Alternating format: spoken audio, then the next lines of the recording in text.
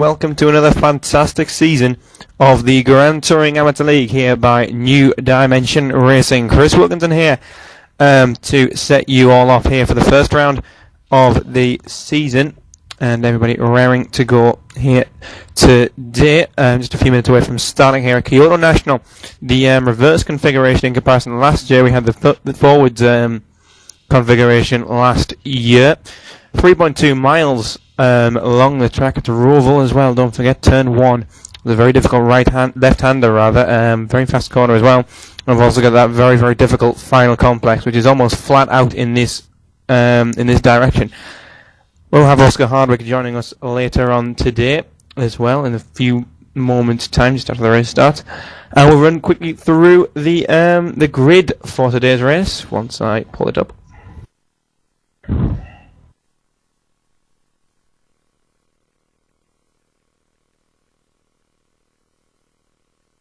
Yep, here we are. So the guest car of Adenoids Racing will start on the pole with a lap time of a 1:40.18 in an XRR. Just Driving start in position 2. Excite Inferno start in 3rd. Sonic Realms Racing lining up on 4th, with Drunk Team in 5th and Genuine Racing in 6th. Team Identity will start in 7th place, with Empower Team in 8th and Conquest Racing in 9th. Core Racing start 10th, 7 Karat in 11th in an FZR this season, not the XR that they had last year. And Serbian Chrome Piston start 12th. Gravity Racing Team are 13th, Deadline 14th, and Automotive Gods in 15th. E-Team start 16th, Cargame.nl in 17th, Zion Team in 18th, 19th goes to Raptor Racing. TDRT start 20th. RSR Radicals, also now renamed to just Radicals, are 21st. Fubar in 22nd, and Great White North Racing start 23rd. Tiger Express Motorsports start 24th. They return on the FXR, with Angel Power Racing in 25th. Smoking Team in 26th. Gentles on Circuit in 27th. Independent Racing Mates in 28th. And Lublin start at the back of the pack in 29th place. So the few changes made this season, the biggest of which comes in the restriction package, which has seen the rise in the restrictions for the FZR, which dominated last season, up to 21% intake restriction rather than the 20 we had last season. And that's really pulled the XRR into contention again here in this season, as we are just about to get the rolling lap underway. Reese Pearson will be our safety car today in the brand new Grand Touring Amateur League 2011 safety car.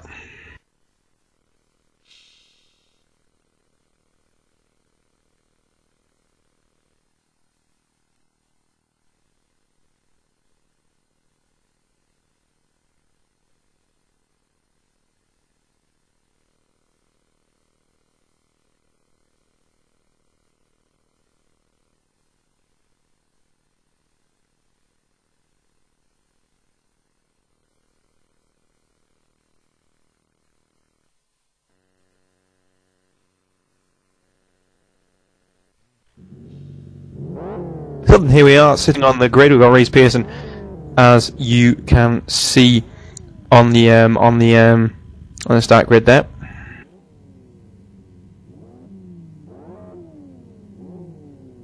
Looking back there from Reese Pearson's car. So we've got one rolling lap here. Gollenbeck for Adenoids Racing will start on the inside side of the grid, left-hand side of the grid, as I assume anyway. Already a timeout though for the 19 car. That is in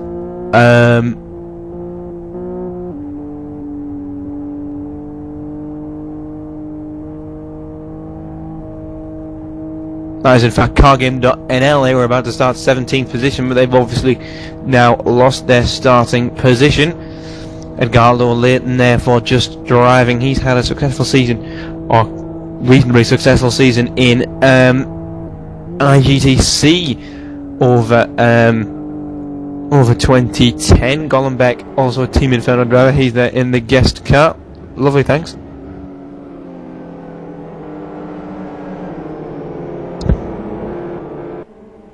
Chevea there in the Excite Inferno car as well. There, so that's your top 3 for today. Isaac Price starting the race for Sonic Realms Racing behind in that lovely grey skin of theirs. As we've already said, Reese Pearson is the safety car, and Michael Booth running the rescue car today, so if anybody gets stuck in the gravel, he can come and save them. As well, don't forget, safety cars are now in the series once again, and the call is being made to start double filing and start stacking the grey double file. So we'll take a look at the two leaders, Gollenbeck and Leighton.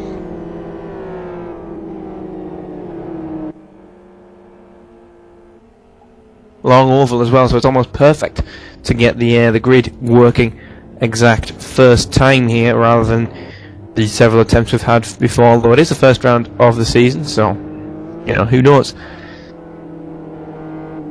really. But here we go. We're going to start stacking now and get set for 3 hours of racing here at Kyoto National.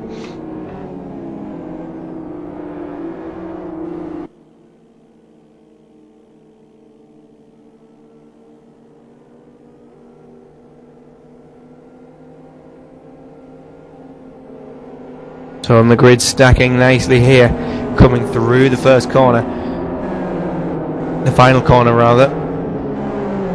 Excuse my idiocy. Gollenbeck on the inside, Leighton on the outside. I don't know, he's racing the guest car on the inside, just driving on the outside. Isaac Price in fourth place, and Schwer for the Excite Inferno car. He is lining up on the inside at second row. The green flag flies though, and what a getaway from Isaac Price there around the outside of Edgardo Leighton.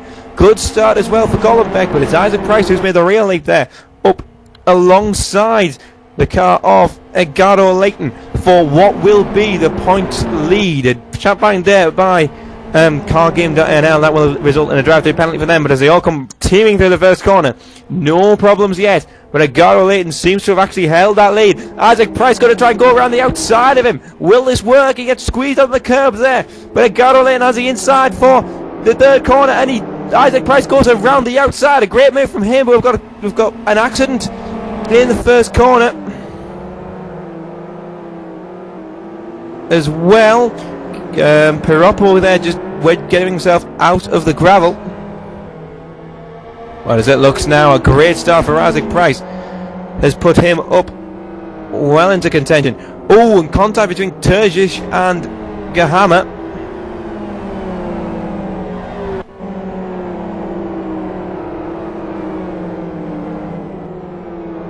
Excuse me there, I've just had a few technical difficulties myself. CarGame.nl rejoin. We've got battling further up the field as well for what will be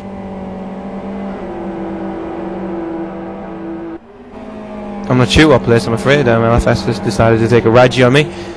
Terzic for Team Identity. Starting to put pressure on the Conquest Racing car. It goes to the inside for the final corner. This oval section really being able to increase overtaking dramatically. We've got a three-way battle behind, all battling away there for what seems to be 11th place. Yep, 11th place. Oh, there's a spin on the straight. A spin on the straight for Conquest Racing. He's sitting in the middle of the road. Oh, David Judd hits him. David Judd has hit him. He goes flying off. Oh, and Kevin Myers as well. It's disaster here. Kevin Myers hit him. David Judd hit him. Havoc now on the pit straight. Absolute havoc.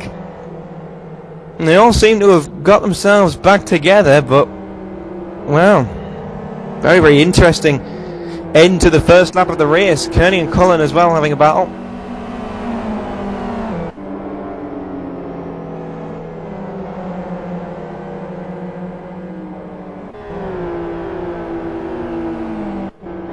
Gebauer under a lot of pressure from just driving though. He goes to the inside, looks to the inside in that XRR. Not very easy to go around the inside here. You do get a good run off the exit of the corner.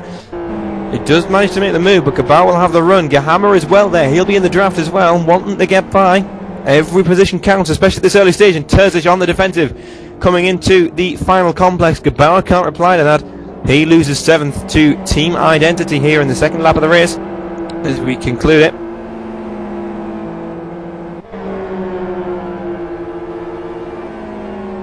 But Gollenbeck in the Adenoids racing car leads the field with Isaac Price in second place for Sonic Rounds Racing. But here is the battle for third place, second place in the actual points. Coming down onto the pit straight, it's between Leighton and Schwer, the Excite Racing versus Just Driving. And who's going to come out on top? As Gollenbeck sets the fastest lap at 141.21. At this stage, as he pulls out an increasing lead. Don't forget, they will not be scoring points because they are in fact the guest team. But Egaro Leighton holding that inside line of Schwer from the Excite Inferno.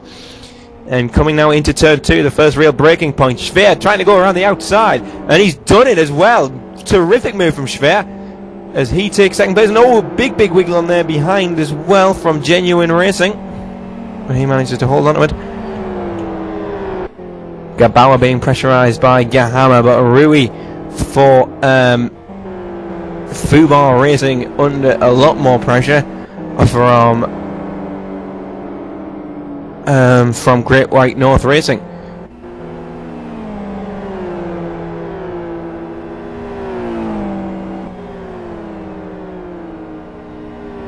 Yeah, Fubar, the Scottish team, a full team of Scots for them, and it's very morale boosting as well to have a team that close net. But they haven't particularly had much success in this league up to now, but there is a full season stretching ahead of them. A lot of time for them to achieve success in the league. Gahama falling back off Gabauer for 7 Karat now, so maybe a few problems for them as well. But Todorovic is the man under pressure from Cullen as we come onto the Roval for the third time in race conditions. Let's run on board with Cullen.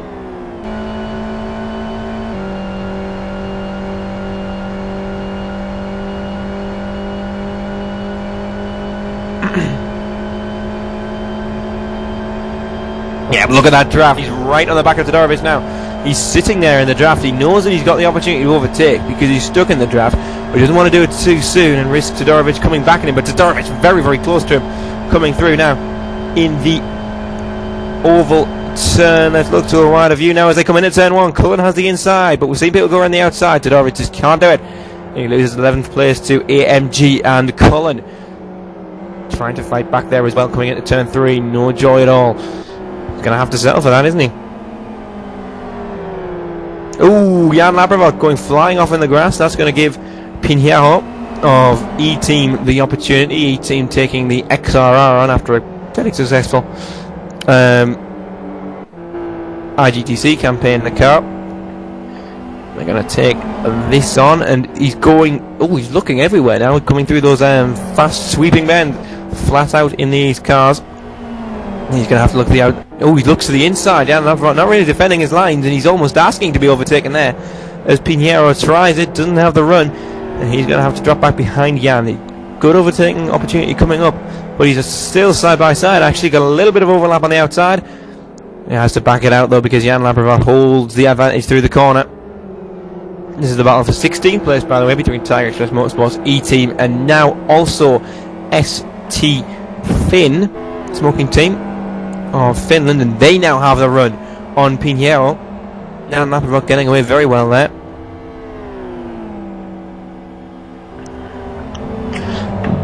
Gollenbeck though, he gets another fastest lap of 141.14, pulling that advantage even further now for Adenoids Racing, the guest car.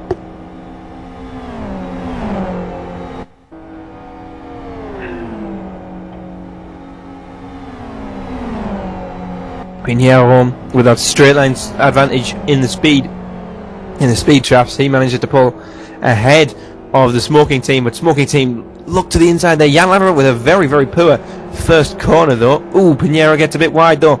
Smoking team trying to get back down the inside, no room there. It's bogged down out the corner as well, and he's not going to be able to challenge for this. Runas behind as well, he's all over the back of Holmberg. Let's take a look at this now. Holmberg defending into turn 4. Caroppo behind as well, coming back up through the field after that spin in that very nice red, white and black Core Racing skin, same colour as my football team as a matter of fact. He's coming through the field all over the back of the Deadline Racing car. Modestus Runas, who also has a very nice skin actually. Oh, and a fake there from Caroppo. Good move down the inside. Holmberg getting in his way though. He might be slowed down by Holmberg. We've got action with Donaleek.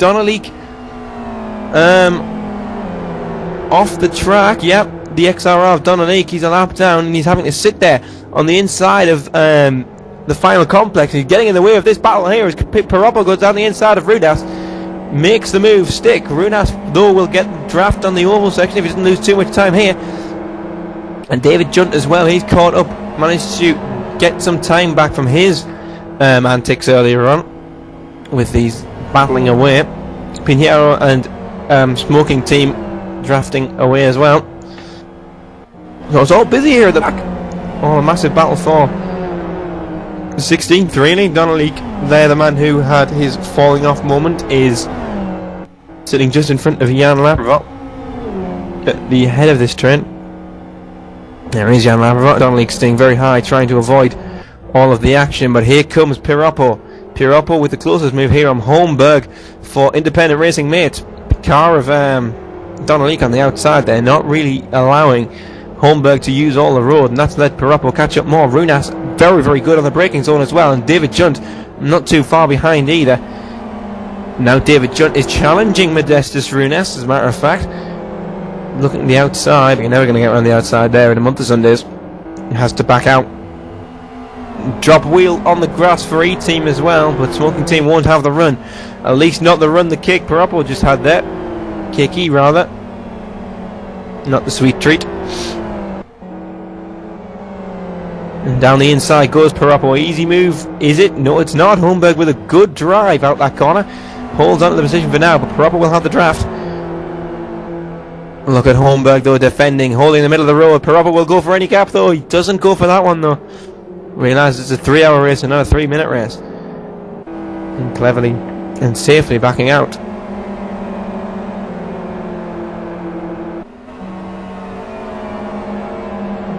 Quick run through the positions at the moment though, and the guest team Illinois leads from Sonic Realms Racing, who have the points lead. The Excite Inferno is second, with just driving in third. Genuine Racing in fourth. Drunk Team in fifth. Team Identity in sixth. 7 Karat in seventh. 8th for Gravity Racing. 9th for Empower. 10th goes to Automotive Gods. That's the top 10 at the moment. And here comes David Junt on Modestus Runas. Piroppo and Holmberg in front as well. So we've got two battles going on at the same time. Piroppo though easily getting past Holmberg. The straight line speed advantage obviously great there, but not so great between Runas and Junt. Junt getting it way too wrong there through the second corner rather, and loses a good advantage. The 4 car though of Conquest Racing, who we saw in the middle of the road and had several incidents when it was standing on its own, they get a drive-through penalty, but Piroppo down the inside of E-Team there into turn 5, and he makes the move stick, coming through the sweeping bends now, and I don't think Pinheiro will have a reply. Runas is off though. Runas is off. Runas.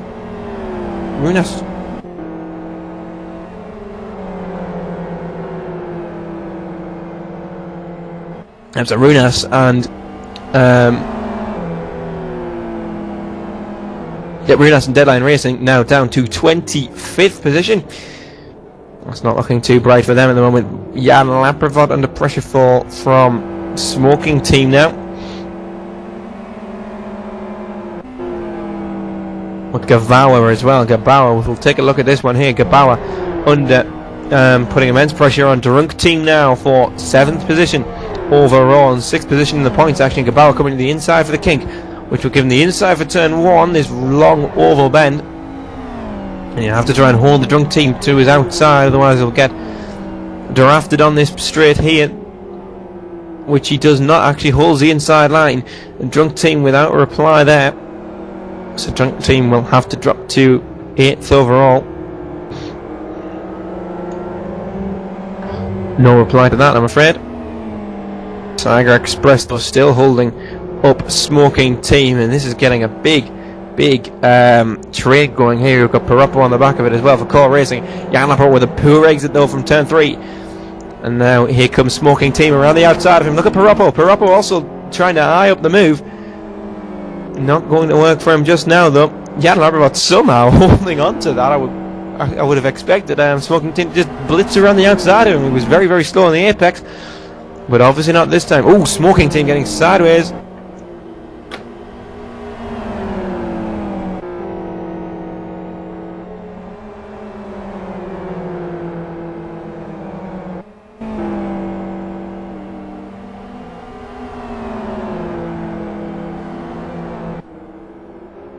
Oh, and here comes Piroppo on the back of Smoking Team. Down the inside he goes. And he also nearly had up the move on Jan Lavrod as well, but he gets a put wreck that he loses it. So a very good idea there from Piroppo, not particularly well executed. Got a battle for third, yes we do. Once again, it's Schwer and Leighton. Leighton seeming to be getting another turn of speed, and he's back in third place, back in second in the points. Schwer going to try and lean to the outside, try and get this third place back, but he can't do it. He's dropped to fourth. Has Excite Inferno.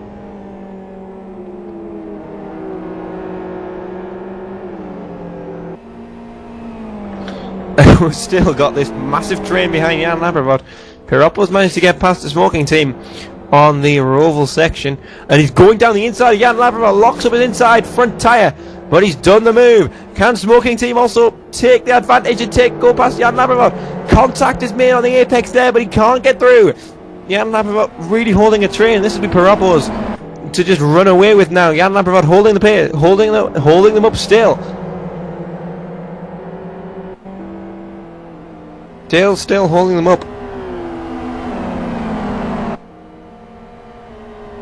Ooh, and he tries to go over the go through there, but he ended up on the oh, and here comes E-Team on the inside of Smoking Team, and Pinheiro gets through now. So now it's E-Team's turn to try and have a bash at Jan Lavrod, see if he can squeeze by. David Junt on the back of Holmberg behind as well. He'll want to get out of that position that he's been stuck in for quite a while, but Smoking Team coming back at Pinheiro down the inside.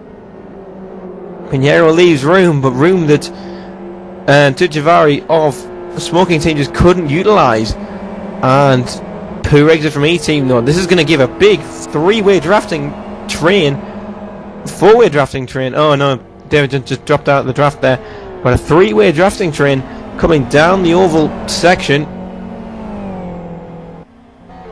Gollenbeck with another fastest lap, extending his lead over Isaac Price of Sonic Realms Racing, and Leighton now starting to just claw in Isaac Price of Sonic Realms.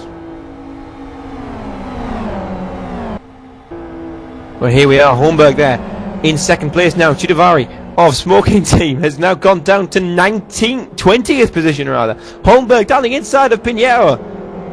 He can make the move. So good move there for Holmberg.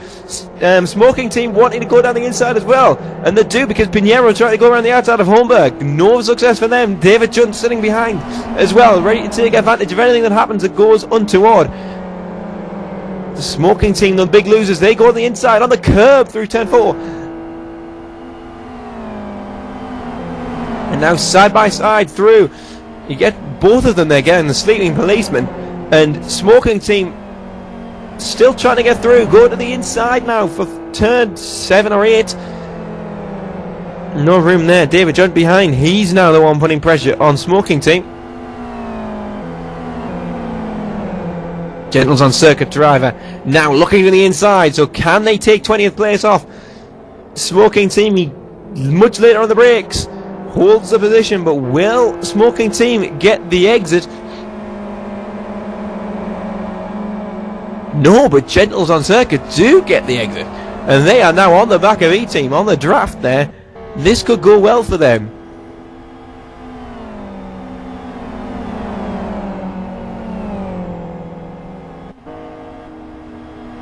Team Identity currently the only one really nearly anywhere near the pace of the guest team of Adenoids Racing. The guest team, if anybody hasn't tuned into GTL before, the guest team is a team of advanced drivers that's come together and trying to help and guide the amateur teams in setup building and other qualities that you need for this league. But Holmberg down the inside of Junt, 3 wide into turn 2. Oh, and Junt is the loser. Holmberg got the inside, and Smoking Team will go through as well. And Smoking Team also going down the inside of E-Team, nearly. E-Team managing to close the gap just enough, and also Smoking Team having problems because David Junt squeezed past.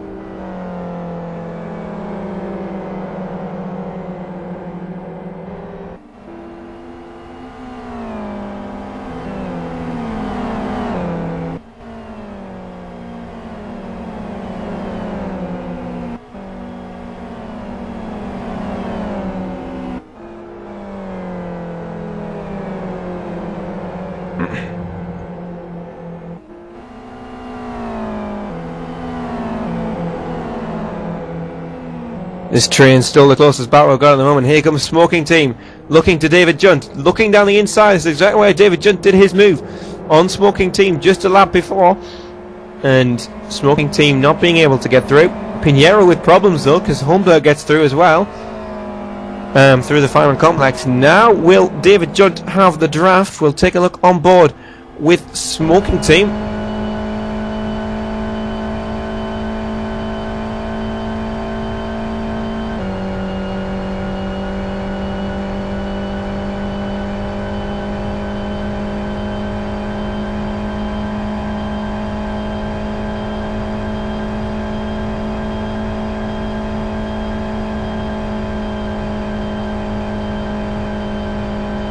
Rui and Craven also further up the field. They are now starting the battle as well.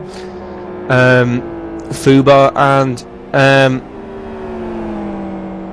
I keep forgetting this name unfortunately.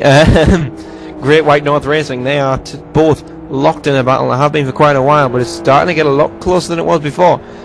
David Junt and David Junt and Smoking Team looking to the inside through turn 4 yet again, but there's just no room for them there. They can't get through no matter what they try.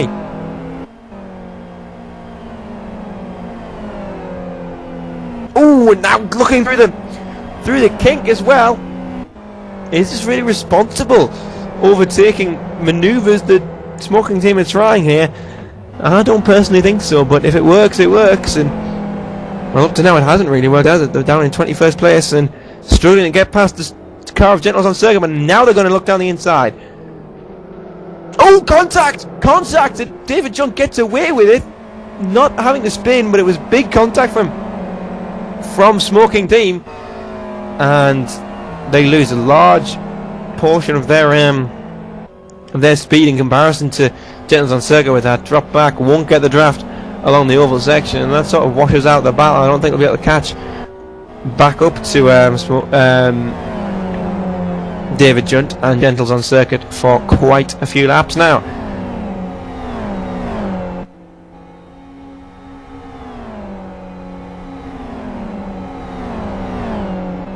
So we'll run through the positions now with about 25 minutes or so gone, and the guest team of Adenoids Racing are up the front, but in first place in the point is Sonic Realms Racing, just driving just a few seconds behind now, clawing in that gap. They are in second place. The Excite Inferno goes only a tenth of a second slower than Adenoids Racing in third place. Genuine are in fourth, and Team Identity also bringing very quick lap times there in the XRR in fifth place. And the Excite Inferno actually putting Leighton under a tiny bit of pressure there. There is Leighton of just driving as we come on to the roll sections, about to start the 14th racing lap. Take a look from the back of Edgardo Leighton's car. Bit of an interesting view there of the rear wing of that FZR.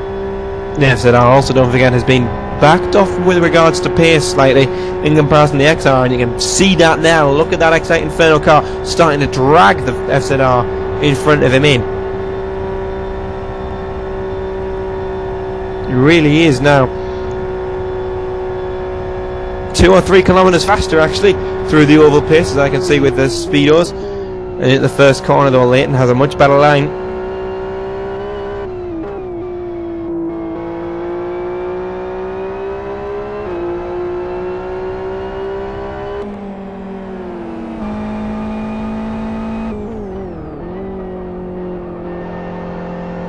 Meanwhile, a bit of a train starting to form behind the Runk team.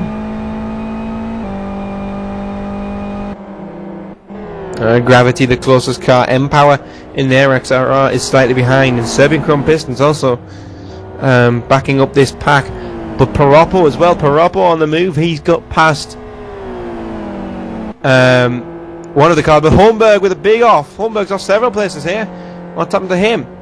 He's facing the wrong way in the little straight between turns 3 and 4, so bit of damage being carried as well. So contact Fairly obviously made it. Oh yes, we've got a big battle now.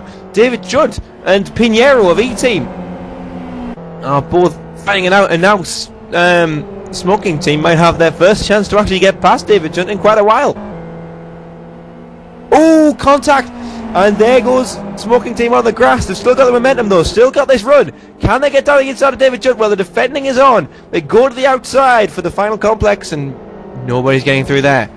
Gollenbeck the first to go into the break the 141 barrier. He does a 40.61.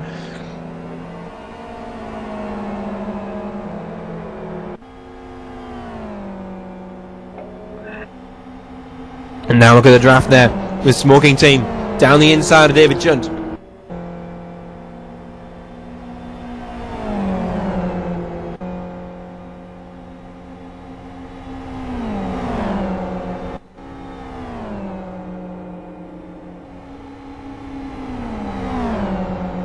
David Judd back down the inside.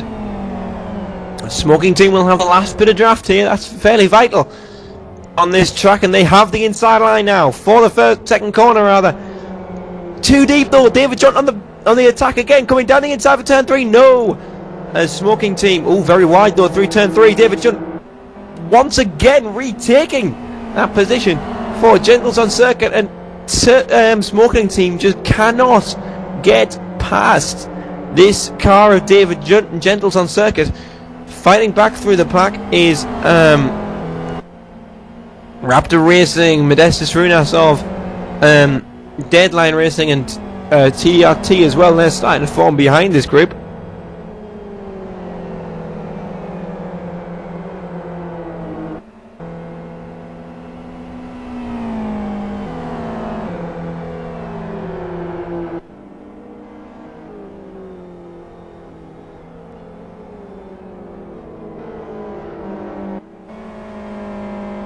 Yep, ooh, Runas challenging the car of Hagner behind there for TDRT and Deadline Racing. Oscar Hardwick now finally joins us in the commentary box, so hello to Oscar. He's been out for the day in London, so hello. Hello everybody, nice to be in the commentary box today. Yep, Oscar hopefully also joining us for the rest of this season as well, so we've finally got a more permanent commentator to fill the role. But here is Hagner and Deadline defending very, very ruthlessly on the oval. Their contact! No need at all for contact here on the oval section, and they're making it as Runas now back in the draft with that FZR. So much more pace on the straight line, and Hagner is holding that white line on the inside. Still not enough though as Runas goes down the inside. We've got Rui off in the first sector. Coming out of turn 3, and very slow contact again as Hagner trying to turn 8. Well, there's a car of Modestus Runas, a Deadline Racing car in the way there, and he's going to lose a lot of pace, and I don't think he's going to have a challenge, is he, Oscar? There's no challenge there. Runas obviously had the pace beforehand, and is just, with a bit of contact granted, brushed past, and I wouldn't be surprised if he now starts to pull a lead from Wagner. Yeah, but somebody who certainly hasn't been able to pull a lead away is that car of Gentles on circuit, but David Judd. And once again, Smoking Team trying to get through, but they just can't do it. They've been battling for laps and laps and laps, but now might be the chance. David Judd getting it a bit wrong, making a little mistake now, but he's on the white line. And Smoking Team haven't got the outside again for this final complex, and they're catching him in all the wrong places. Just can't make the move stick. And Gentles on circuit is going to defend that line. Good line though from Smoking Team, trying to get the best exit they can, the best straight line speed through the oval section, and he's gone and done it. He's done well there. Has the Smoking Team driver of Tutti Javi, excuse me if I've said that wrong, I'm not Finnish, would you believe? And Oscar here on the oval section, it's all about just getting the right balance and ending up down the inside for turn 2, isn't it? Yeah, and I think David Judd has actually timed that perfectly for himself. He doesn't seem to have pace over the number 26, but he's definitely got a bit more tactical experience, you could say, because he's managing to place his car a lot better at the moment. Although that said, here comes the 26 straight up the inside. Yes, he does. The 26 of... Oh, but he wants... That's a mistake he's made quite often as well. He's gone wide through turn 2, but he's made it. He's done it. He's managed to get through. Rui is off there for who is that? That is Rui is for Fubar. So the Scottish team, Fubar, now down to 23rd position here. Not all good for them at the moment. Meanwhile, the battle for the points lead is starting to hot up. Second place overall, Isaac Price for Sonic Rams Racing, currently leading in the points positions, while Goggenbeck pulling away there in the guest car. But Leighton of Just Driving and Schwer of the Excite Inferno are really closing this gap now, ferociously closing it. Identical times between Isaac Price and Edgardo Leighton, the two leading cars. And we've got a big train here between Cullen, Kearney and Todorovic. That is AMG, M-Power and Serbian Chromed Pistons, who we've always thought here in the comment box has one of the best team names in the league. But look at M-Power, they're blitzing the FXR of Cullen and AMG. Number 18 really looking like they're going to take a lunge there, but sensibly backing out at the last moment. Yeah, and an off there in front for Drunk Team. We'll still take a look at this as AMG seem to have a bit more pace through the first sector there. Another lunge looking move there, and certainly using a lot later apexes than Cullen is. Cullen able to get much faster into the corner, but he's losing that exit speed that you desperately need in the FXR to try and pull along any car with the straight line speed of the XR here at the moment.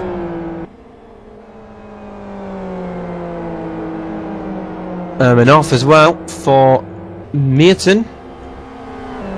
That is for that's cargame.nl. Stay with Cullen and Cerny though. Todorovic also looking a bit dangerous to the car of Cullen there, isn't he, Oscar? And that FZR is going to have a lot more power than the FXR down this oval section. And what would you do sitting in the car of Cullen to try and stave off Todorovic and make sure Serbian Chronos Pistons don't take your place?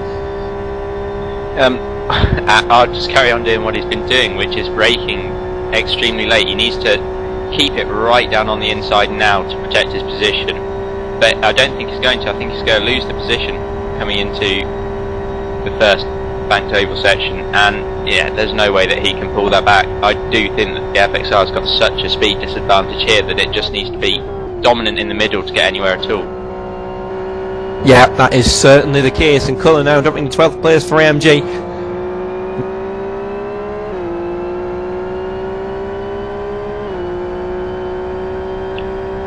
I must say, Wilker, that some of the new teams in the season are showing brilliant skill early on.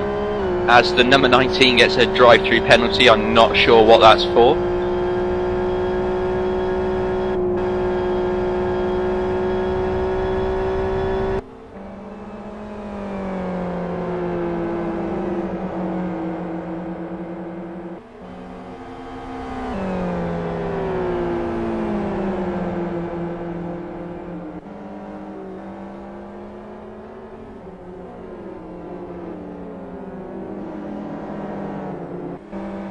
That was Mertine for Car Game NL getting the drive-through penalty. Still waiting on word for what exactly that was for. Others may know, but I certainly don't know at this moment in time.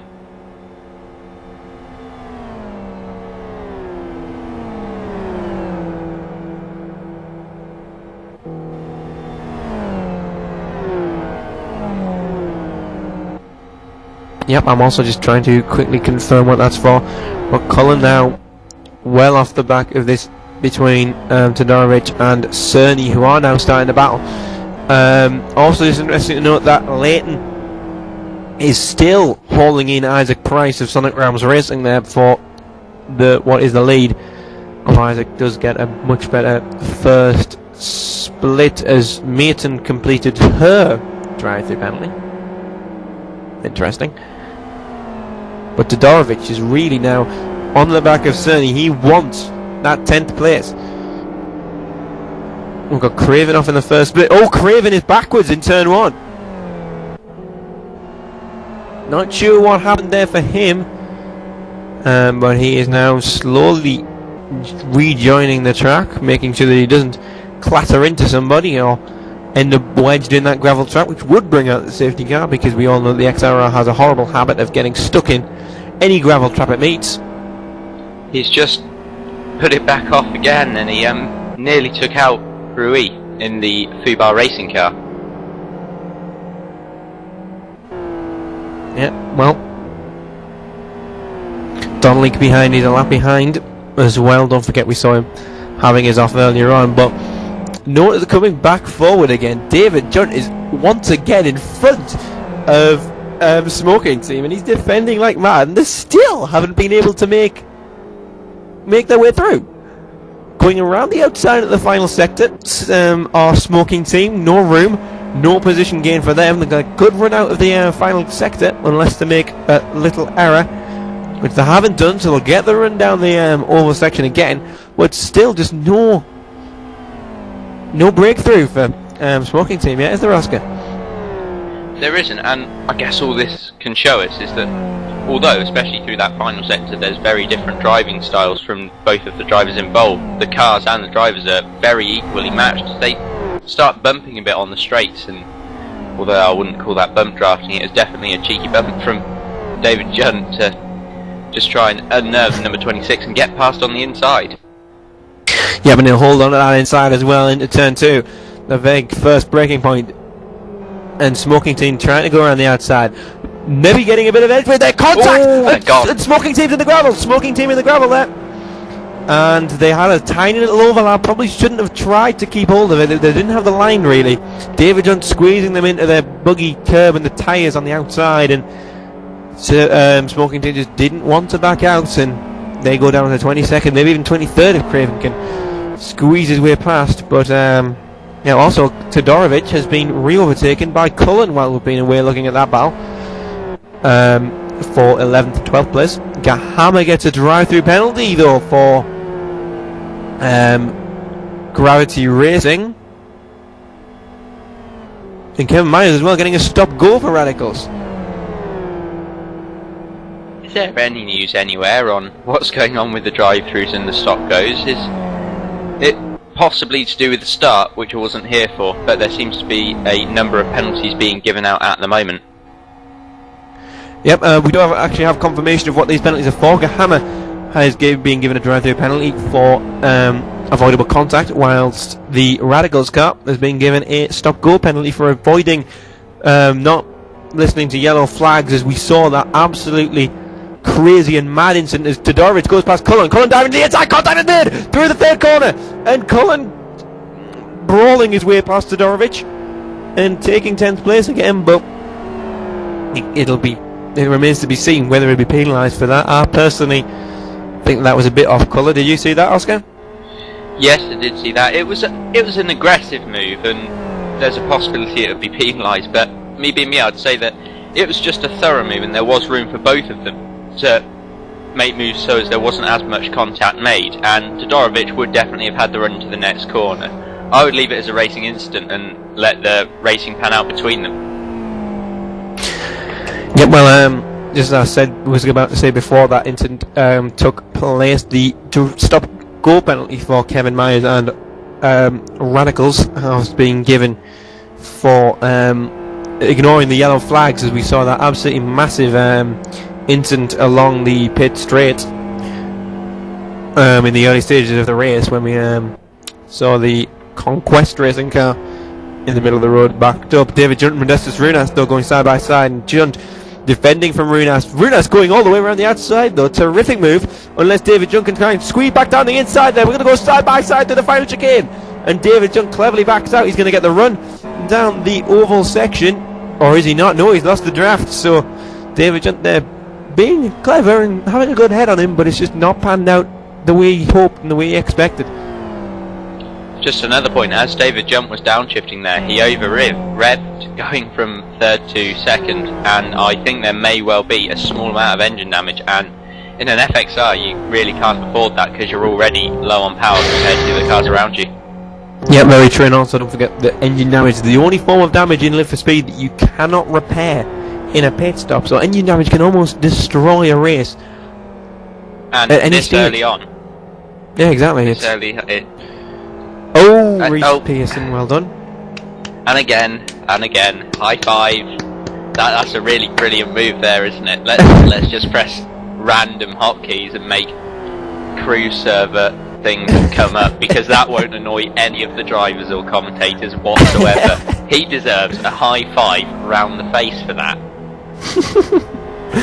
Well, Kevin Myers for Radicals Racing has just served his stop-go penalty, and Isaac Price of Sonic Rams Racing, the points position leaders after the guest team are flying away, blitzing away. They're in turn 1 as Isaac Price comes over the start-finish line, but they are being hounded. Isaac Price, they are being pulled in heavily by Gardo Layton, and just driving now. Seemingly the one lap that I go and look at this, Isaac Price does actually go 2 hundredths of a second faster, but meh, I'm right.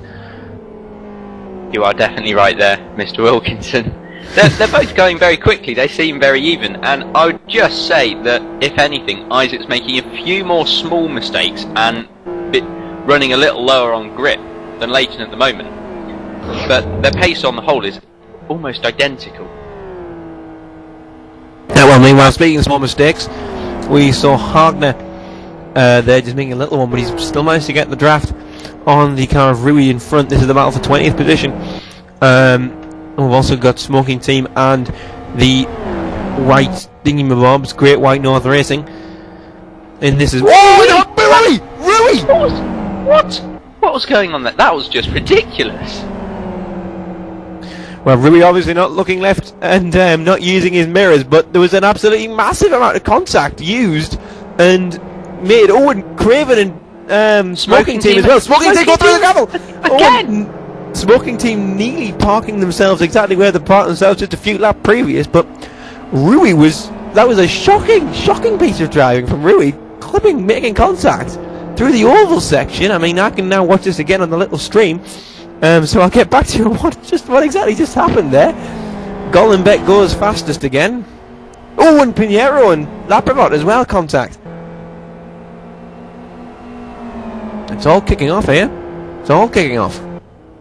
I'm presuming that no one's told the drivers that this is actually an endurance race and that they don't need to race just yet, because at the moment everybody is diving for positions and racing the absolute tyres off of their cars. Yeah, you're right. And is it really necessary yet? No, I don't really think it is.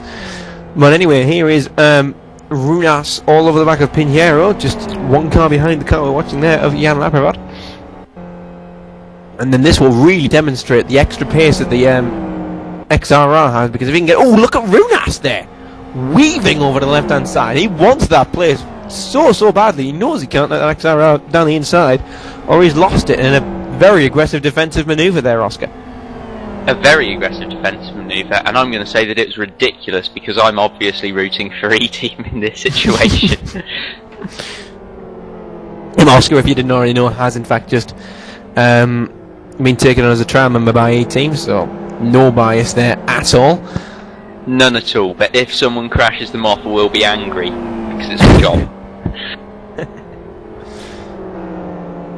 Meanwhile, Runas, after having battled Pinheiro and having been rather ruthless in defending and swarming us off there, trying to get past Jan Laprevot, but he lost that, and now here comes Pinheiro.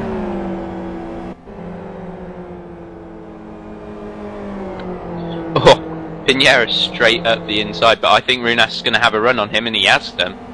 He's definitely got a run there. He's going to try and get in the draft, and we've seen Runas pull some pretty impressive braking manoeuvres down to this corner, and we're seeing another one. He's gone straight up the inside. Will Pinheiro be able to make a switchback?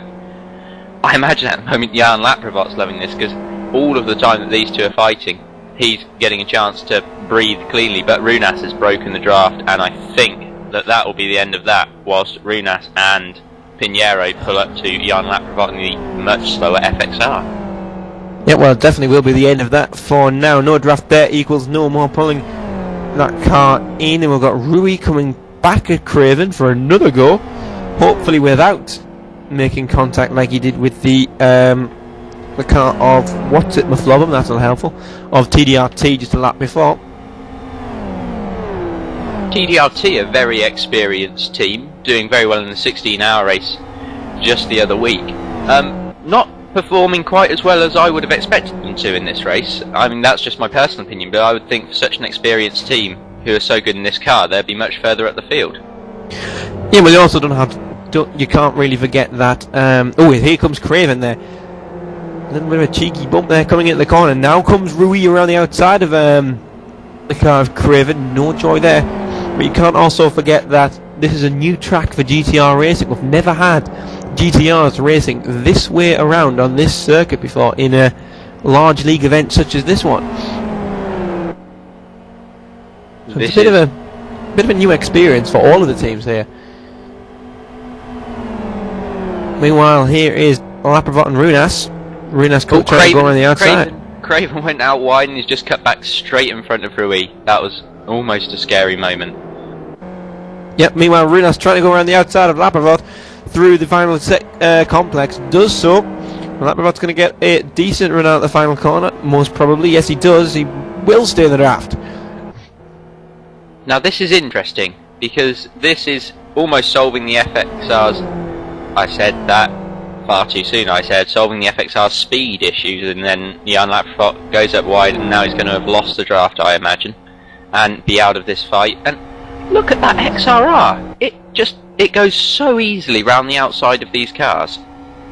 Yeah, but the way he's positioned that car, it's going to make it rather easy for Runas to mount another challenge coming into the second corner. There we go. He pulls to the inside, and Pinheiro won't really have a reply for this. He's got Runas on his inside now, and Runas there being very clever and managing to make that move stick.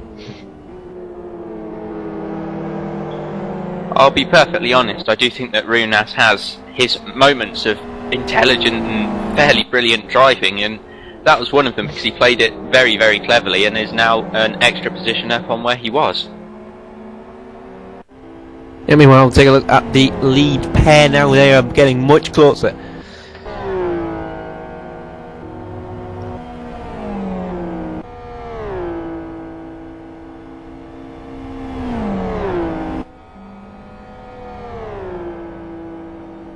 As Kevin Myers suffers a timeout, and that can't be good for RSR after an already not perfect race with a stop. Was it a stop and go or a drive-through penalty? But it was a stop stop go. It was a stop go, yeah. No, stop and go. This shows how brilliant my memory is today.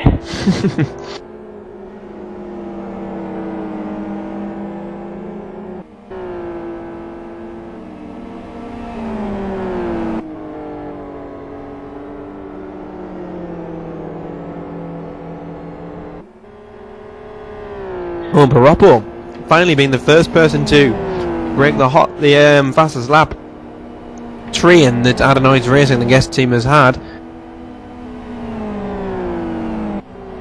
Just an interesting point, Chris Wilkinson. I do think that they're going to be getting into the 39s right on the end of the stint. Like, they've got a further 10 minutes, whilst these tyres are going to get even easier to drive on. So you've got to think that both Adenoids and apparently Core are going to be getting into the 39s fairly easily by the end of this stint, and that is, from what I've seen and experienced trying to drive this combo myself and watching the qualifying sessions, quite a feat. Yeah, definitely. Also, just helpful to note out that Paroppo there, who getting the fastest lap of the race up to now, has also managed to set a time that's faster than the pole position time of Adenoids Racing. Which is something in itself, as we can really see in these circumstances. Cullen! Oh, Todorovic! Cullen and Todorovic! Oh no! Todorovic is spinning! No! Oh! Neujek of Lublin Racing somehow missing that Serbian Chrome Pistons car. I think that was blind luck from Neujek. There was no way on this earth that was him that moved the car out of the way. That must have just been his line. He's lucky that he's not in the wall and out of the race at this point.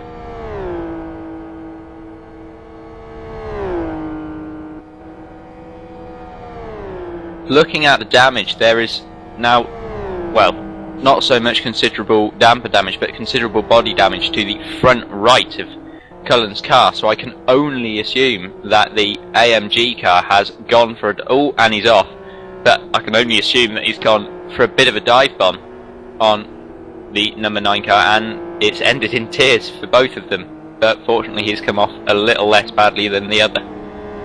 It has, yes, and Cullen carrying quite a bit of damage after that as well, as is Todorovic at the bit, and Nogiek with none at all. Although, coming up on Cullen and Nogiek at the moment is the core racing driver of Piroppo, and he is absolutely flying at the moment. That first sector was epic on a number of levels. It was 107.40, so another good second split for Piroppo. What can he do with the final split, though?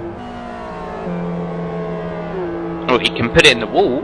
That's one thing he can do with it, but not what we're hoping for.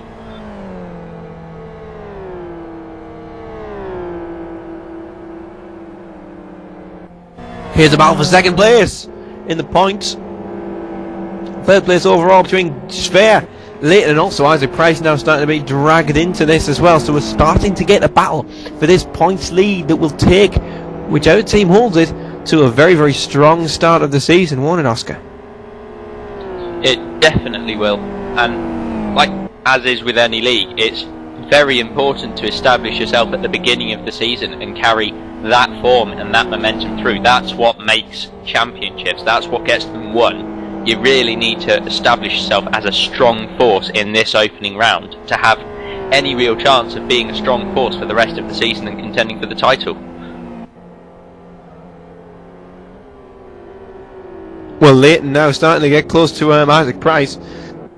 Isaac Price. Yeah, very wide from Isaac. And Leighton will probably have the draft here, won't he? I think that he is just out of the draft. Yep, don't forget Isaac in the XRR will get a bit of a boost from the extra power he's got. So I don't think he's going to claw him in just yet. Gollenbeck going faster than Jonathan Palmer blocking messages, but Gollenbeck going faster than Piroppo now with a 140.11. Just an off-topic point.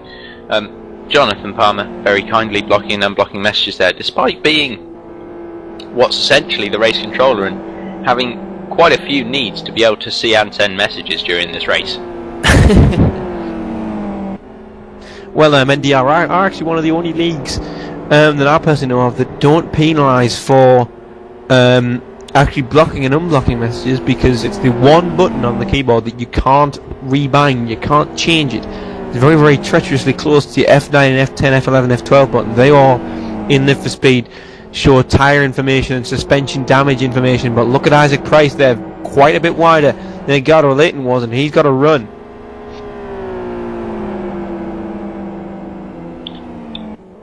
I'll be honest, at this point in the race, Leighton's tyres look as though they are doing quite a bit better than Isaac's, and this is because the XRR is a bit harsher on its tyres than the FZR is.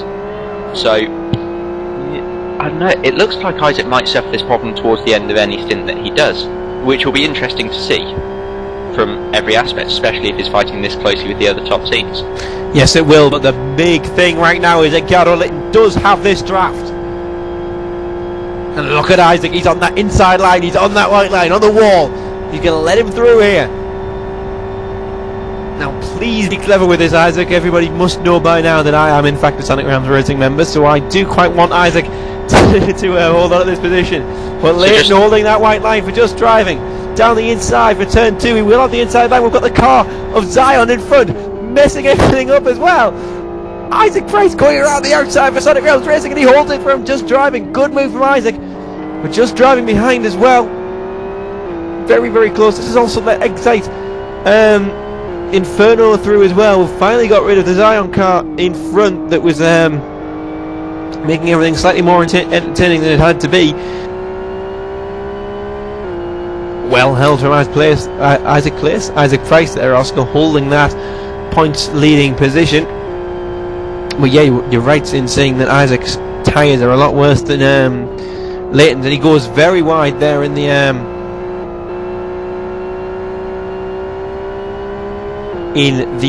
what's it, Bob, in that long right-hander. We may as well just call it the carousel, because it has a similar effect to other carousels used in motorsport. I'm sure it has a proper name, but I've just decided that it's a bit like that, so I'll go with it for the time being until I find out a proper name for it. Yeah, meanwhile, here is Sebastian Hutchinson for Adenoids Racing. He's going to be taking over that guest team car. Leighton doesn't have the draft this time, though. Pre-exit from the final corner.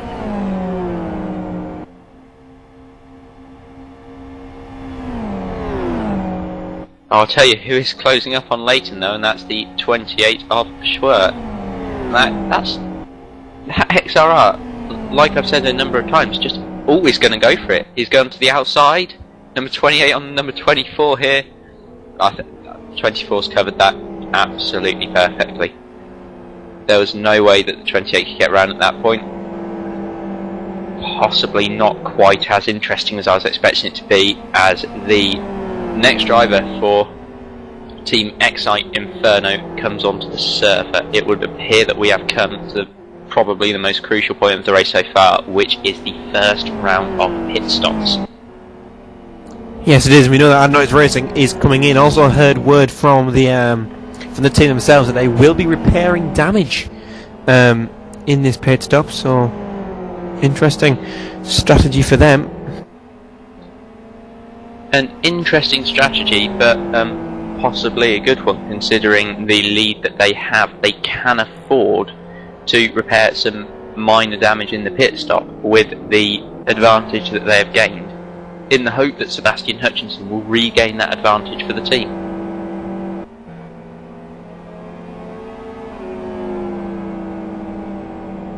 As well, and here comes Adenoids into the pit, and Gollenbeck with very, very, very thin tyres for Adenoids Racing. Now look. I wouldn't be surprised if they burst as he slows down for his pit box, which he misses. Well, in fact, they didn't, and Isaac Price under a lot of pressure from Gollenbeck now. From Leighton, though, he goes down the inside. This is now for the overall lead, with Gollenbeck sitting in the pit lane. Isaac, though, he has the draft. What's he going to do? Around the outside. Can he do it again? And he does. Ooh, a bit too deep. Bit too deep from Isaac. Leighton goes back around, slots it through, and takes the lead just before the round of pit stops. Good move by Garo Leighton. Kept his head, saw when he had to make that vital dive to the inside. He did it with style, did it with grace. Good move. Up in the now, lead. Forgive me for saying this about your team, but I think their strategy right now should be get their next driver in the car. With these tyres, they are only losing time and only losing out on their race. They need to get new tyres on the car. That is when it was most competitive. They need the new tyres, a new driver, and they need to send the car back out and hope that they can regain the overall, well, not the overall, but the GTAL lead. Terzic is off for Team Identity. Do you? Sorry to scare you there, Oscar. But he does in fact have a front left puncture for Terzic, and this could be worrying. We're going to stay with this for now. I'll be honest, it doesn't surprise me that it's come from an XRR. It just looks like they are destroying the tyres compared to the other cars in the field. As they do, and he thankfully manages to get back round and get into the pits. So thank God to him. We'll look back again for the lead between Price and Leighton.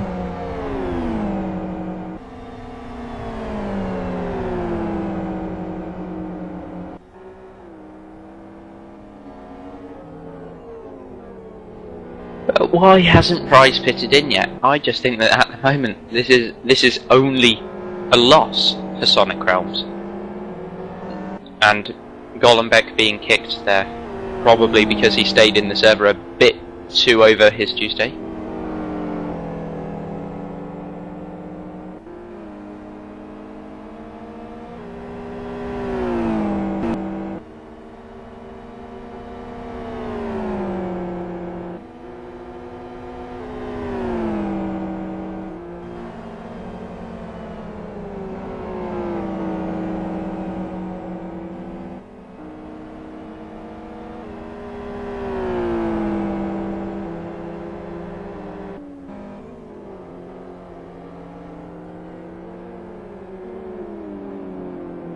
Isaac Price will be coming into the pit lane this lap.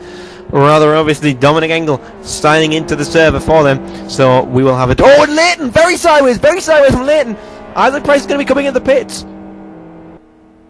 Next lap.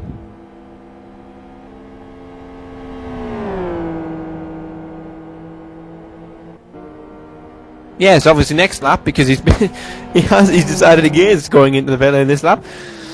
A pit stop for Conquest Racing, but their new takeover driver has timed out of the service, so they're going to have to either wait or hope that he comes back. We've got pit stops for Smoking Team.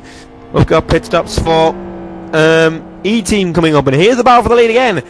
Now it's going to be Leighton's turn to try and go around the outside, and Isaac Price, much earlier on the brakes than he was last time, making sure that he doesn't run wide, and making sure that he holds on to that leading position for now.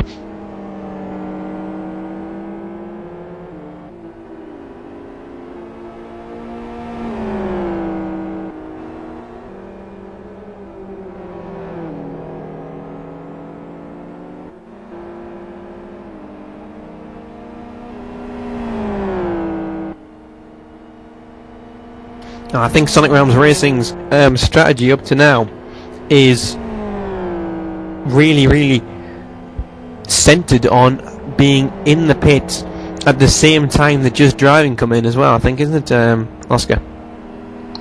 I think it is, which is fortunate that this is something about thoughts rather than vision, as I cannot see anything at the moment.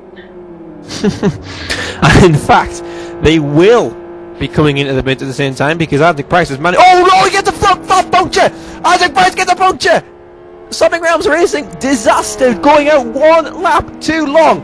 1 lap too long for Sonic Realms Racing, and this has destroyed a good chance of getting a lead early on and being able to pull it out with Dominic Engel in the wheel, because Isaac Price just holding him out for 1 too many laps. 1 too many laps, and that front tyre is gone, and they lose heaps loads of times to Edgardo Leighton. Not so much as they are going to lose any chance, but it's certainly a massive blow for Sonic Realms Racing. Massive blow. Oh, and Isaac misses his pit box as well.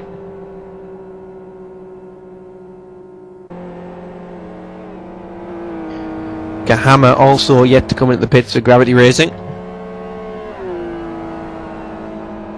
Kahama, Lamprevat, Holmberg or Admiral all yet to pit.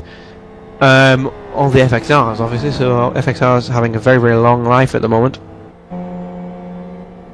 Oh, and actually a very good pit stop for Sonic Realms Racing. Engel managing to come out not too slow in comparison to Navrat. Now the team has decided to fix damage, but Kahama and Gravity Racing will inherit the lead.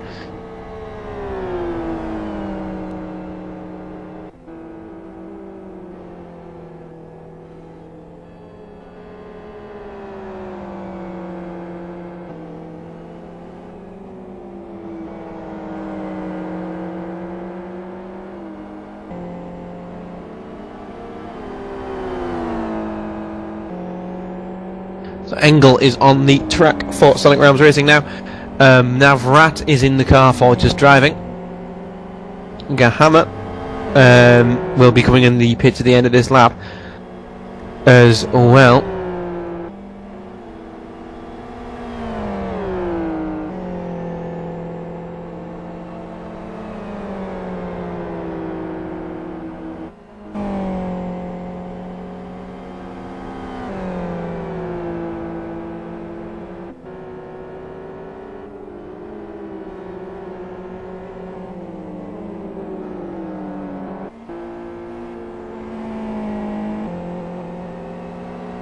So a large amount of driver changes here, Oscar, and how much pace difference do you think people will have in between the teammates and things like that, and what do you think that will bring to the race?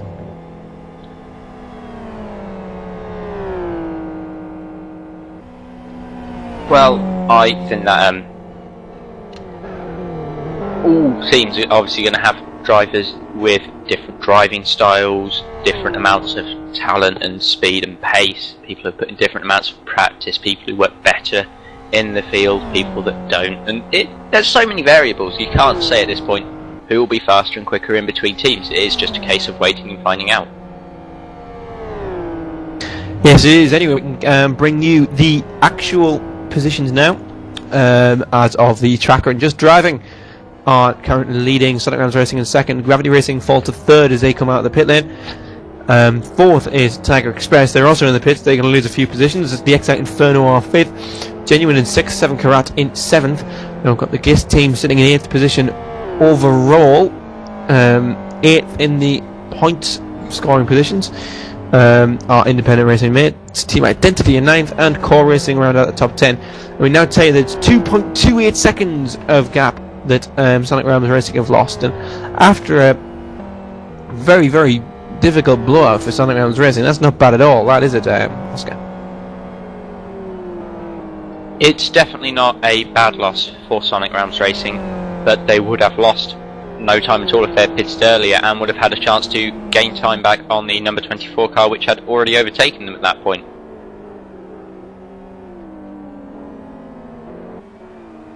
But then it's one of those split-second decisions. You cannot know what will and won't happen in a race like this. You have to try things and then work on it in your next stint and in further races. So I think it's a lesson learnt for Sonic Realms, and they'll now be quicker and better through their next stints and their next changeovers.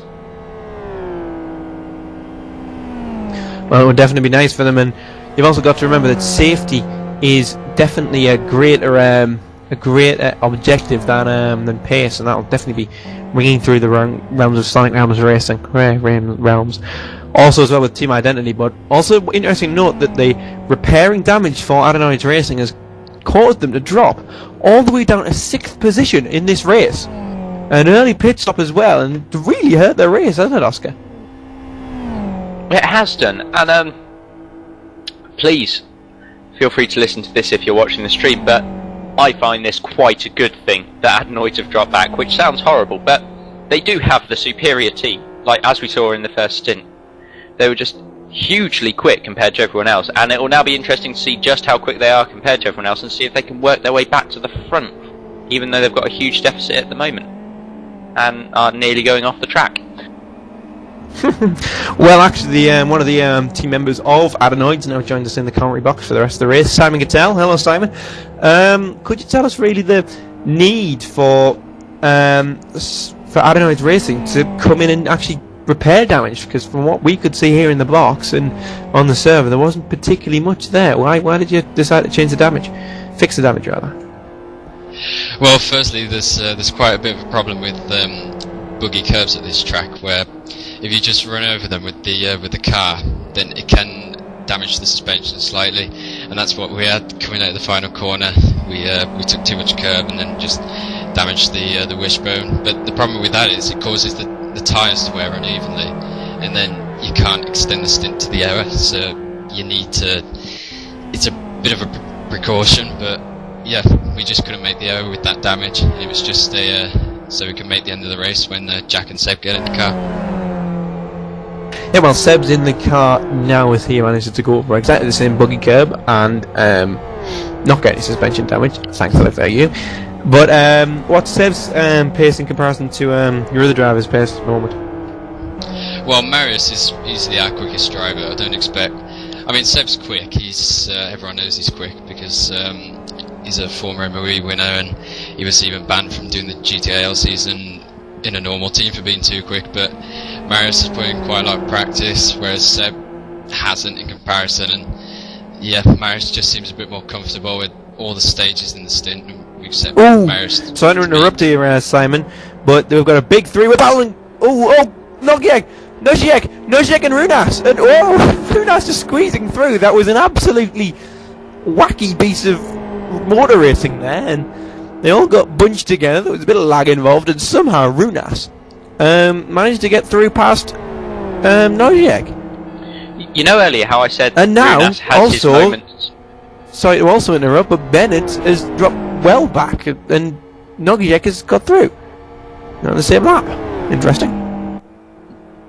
Just to cut back in, as I said earlier, Runas does have moments of brilliant racing, and that was not one of them. Well, also to note, the car of Bennett has some serious engine damage here. He's 5-6 kilometers slower around the oval straight than the two FZRs that he's chasing, and the XRR rather obviously should be quite a bit quicker. in the straight sections, and yeah, big engine damage, big problems.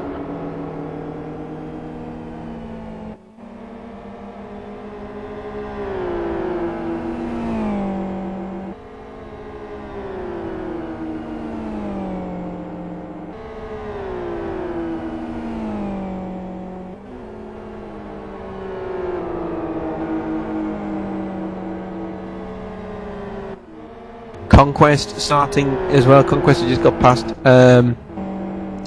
Smoking Team, who we saw getting stuck for several years behind. I've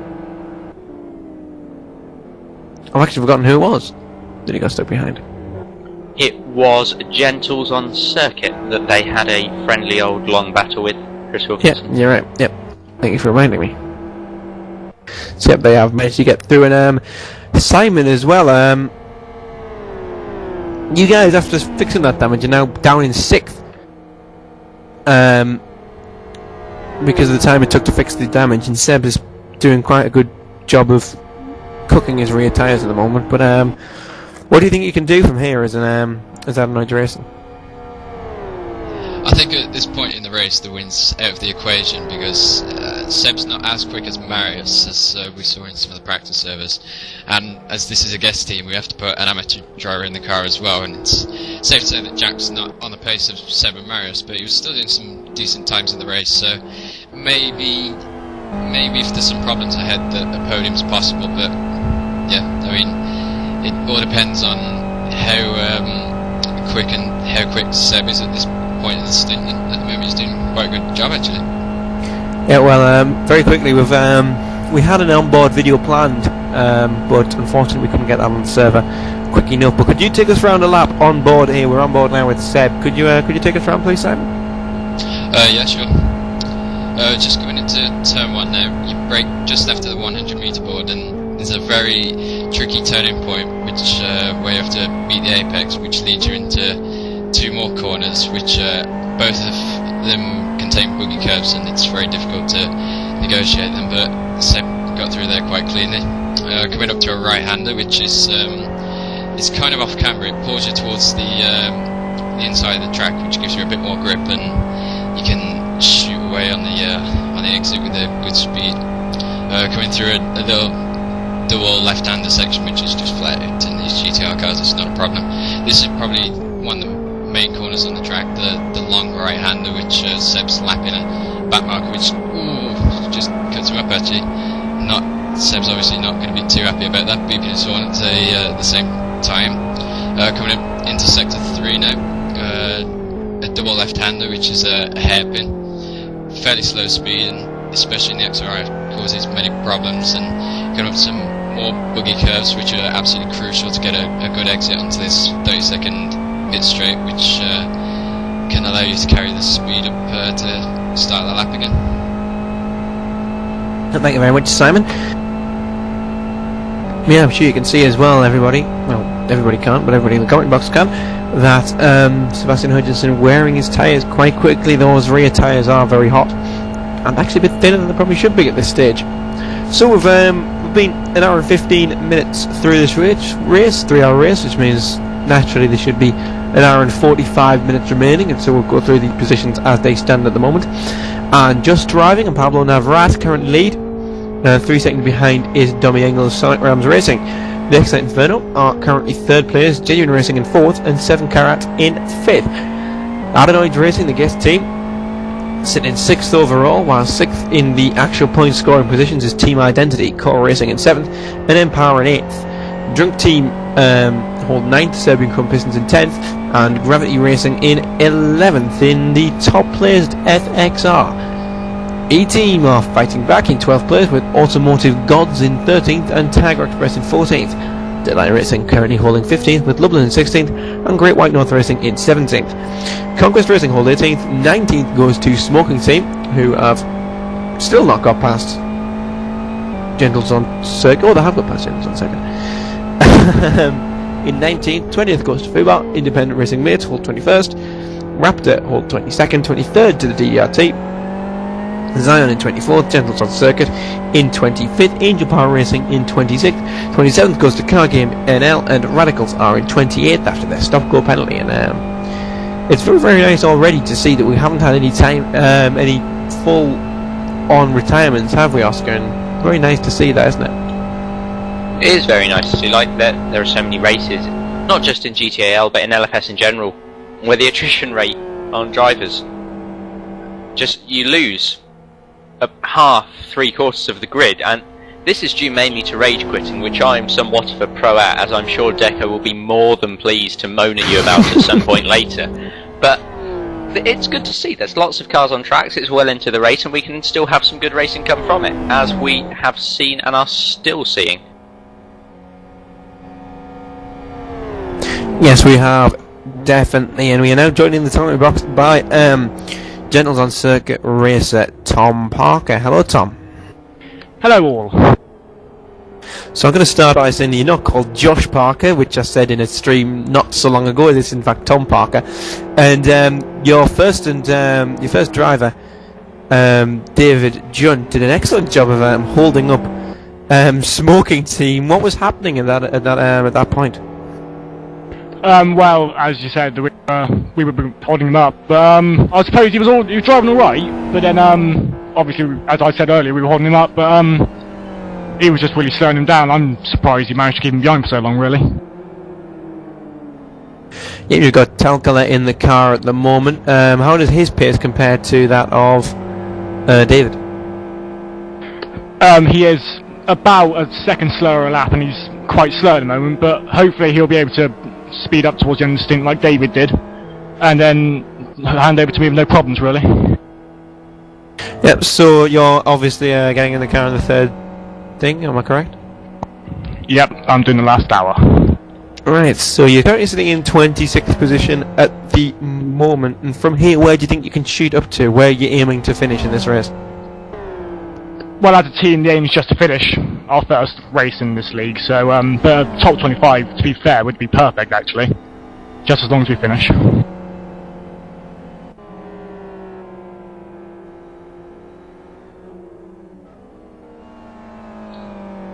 Well, just another few questions. I, last year, drove my debut in GTAL, and personally I was very nervous, didn't want to make any mistakes for the team I was on. How are you feeling about your debut in GTAL?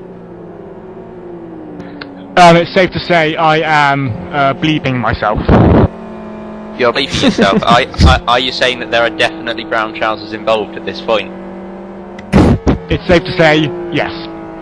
Well, that's possible. Ooh, Telka, your driver just had a moment. But thanks for the information on the brown trousers. I was saying it as a joke, but if you do, everyone to their own, I guess. I wish you the best of luck in the race, and good luck with keeping it on the track and getting that top 25 that you hope to get.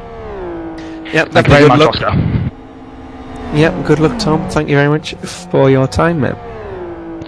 No problem. Good luck to the rest of you guys. Thank you.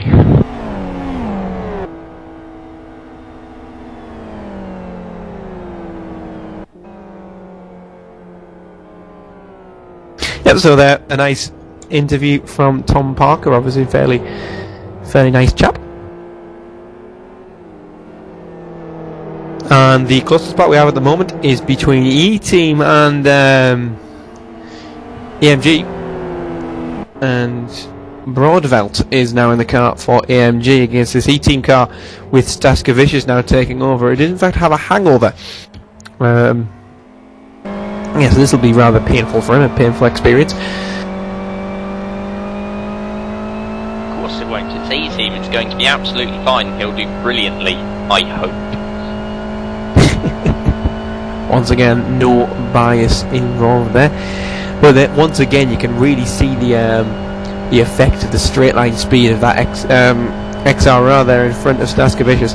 We're on board now with Broadvelt of AMG team, and currently sitting in 14th position, rub on the wall there in this oval section, but you can really visibly see this problem that the FXRs have here with straight line speed problems. And Oscar, where do you think the FXR will really come strong in this season?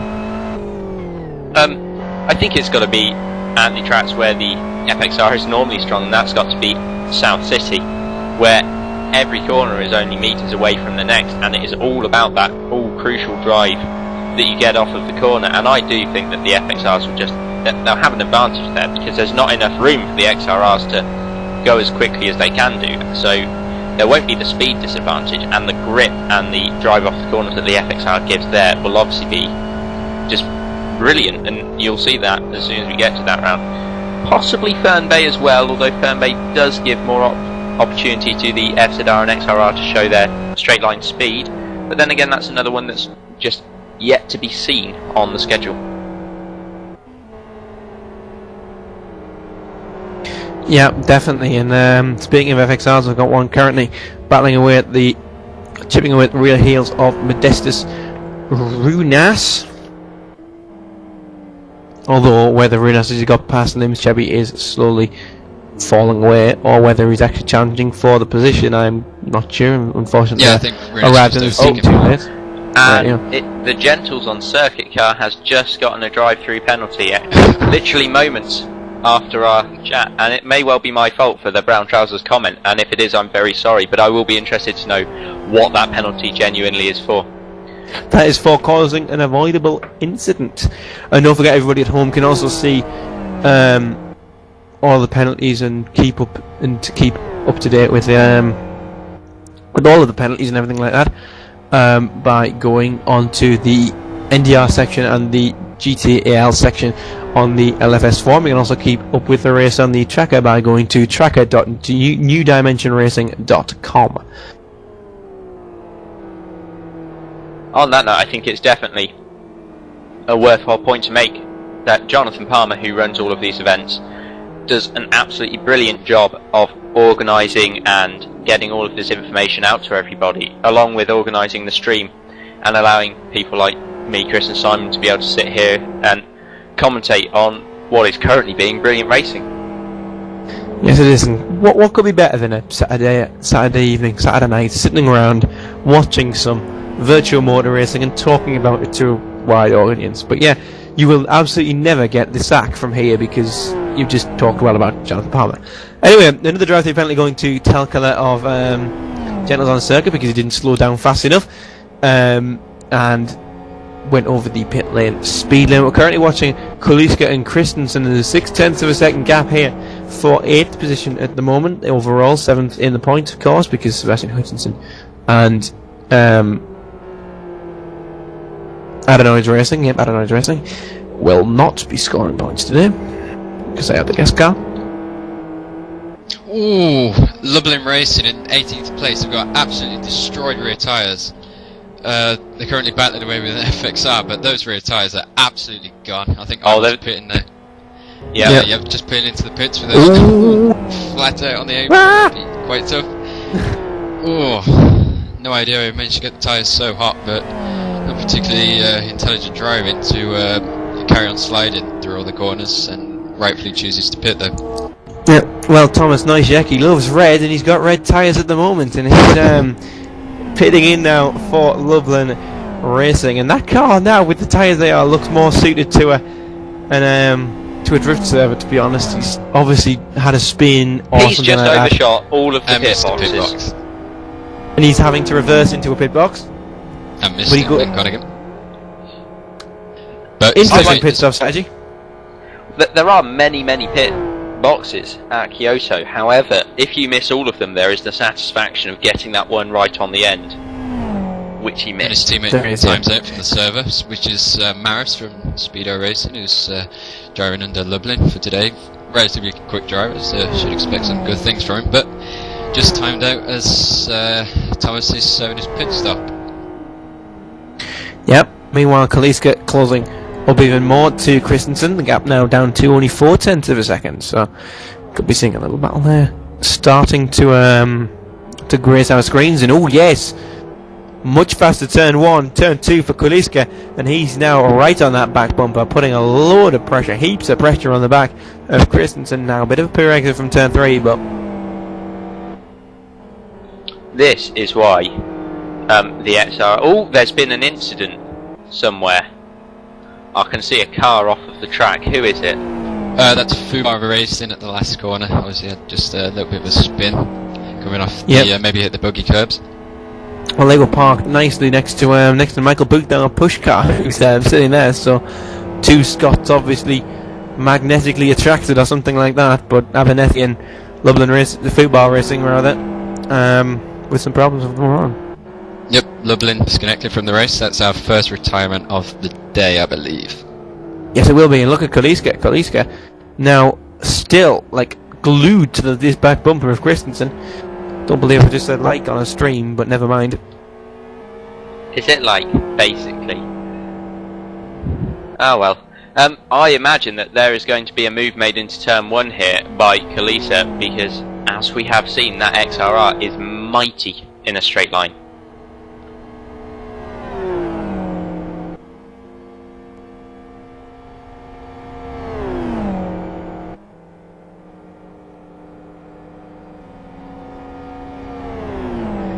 Well, it's mighty, but obviously not mighty enough at the moment to manage to pull that gap back on the straightaway. No draft. I mean, he's only going to get a little bit of pump, but first corner, he's so much stronger on the brakes, and Christensen very sideways. Now here is the chance for Kaliska. He has to try and make this move stick. Getting on the buggy curb on the inside there, though. New Dimension Racing have done quite well. First time I've ever seen anybody putting tyres on the inside of that corner. They're making sure they're trying to drive people off that buggy curb, making sure we don't have incidents involving that. But both of them getting on those tyres, slowing themselves down. And Christensen with a... Go on. I was just going to say that Christensen has got fairly warm rear tyres because he keeps drifting it through the corners. Would you like to know something, Oscar? That's exactly what I was just about to say. I thought it was, which is why I stopped at the last second, thinking I may as well let Wilco say that, because it must be what he's going to say, because it's all there is to talk about on that car specifically. Oh, look, here comes Kalisa. He got for a very late dive, very late little sort of lunge there. I don't know whether he expected that to work, or whether he was just trying to put pressure on Christensen, but whatever he was doing, it sort of worked. He got a bit of a run, lost it on the exit, turbo lag spooling up, but a very opportunistic move if it was a move, or a very clever way of putting a bit of pressure on, eh, Oscar? It's a sort of move that I would make, which is saying probably bad things, to be fair, because the moves I make are silly, as Simon Cattell will be more than happy to verify. But oh yes. Yeah, exactly. This is me, the man that drives like, well, many things that I've been told not to say on the live stream. So let's continue. I'm imagining we're still watching this battle because they always seem to get very close to each other through turn 1 and 2, and they have done again.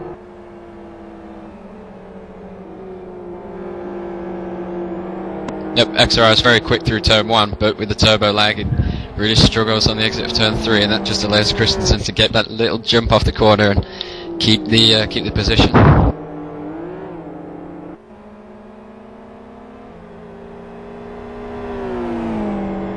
Yeah, and you, Simon, as well, obviously driving for Adenoids, and you drove in the test races, and you are fairly experienced with the XRR. How do you really deal with the turbo lag that the XRR brings you, that you really have to struggle to get the car to come out the corners very quickly? I think with the XRI, you've just got to be on the power straight away. You've got to put on a lot of power at once to really spool up the turbo and make the most of it, because if you did that with the FZR, you'd either oversteer on exit or just completely understeer off the course, depending on the setup that you're driving. But you've just got to try and play with the throttle a bit and just try and maximise that turbo so you can spool it up as early as possible and get the run on the exit of the corner, which is quite difficult at South City when you've got corners left, right and centre, which is where we expect to see FZR and FXR a good second a lap faster. Yeah, well, every car in this league does have its advantages and disadvantages, and everybody obviously has to weigh up which car they're going to take where, and not which car they're going to take where. What am I talking about? Which car they're going to take on for the rest of the season. Here comes the run from Kaliska down the pit straight, coming at turn 2. Going to try and around the outside. He's got so much more traction, and he takes the position unbelievably comfortably. And that's not something I expected to see happen there today. I may have not expected it, but it has happened, and God knows how many times, hasn't it? Yeah, it's become an unusual overtaking opportunity. People have obviously seen the outside and gone, that's difficult, but it will look brilliant on a stream, so let's try it anyway.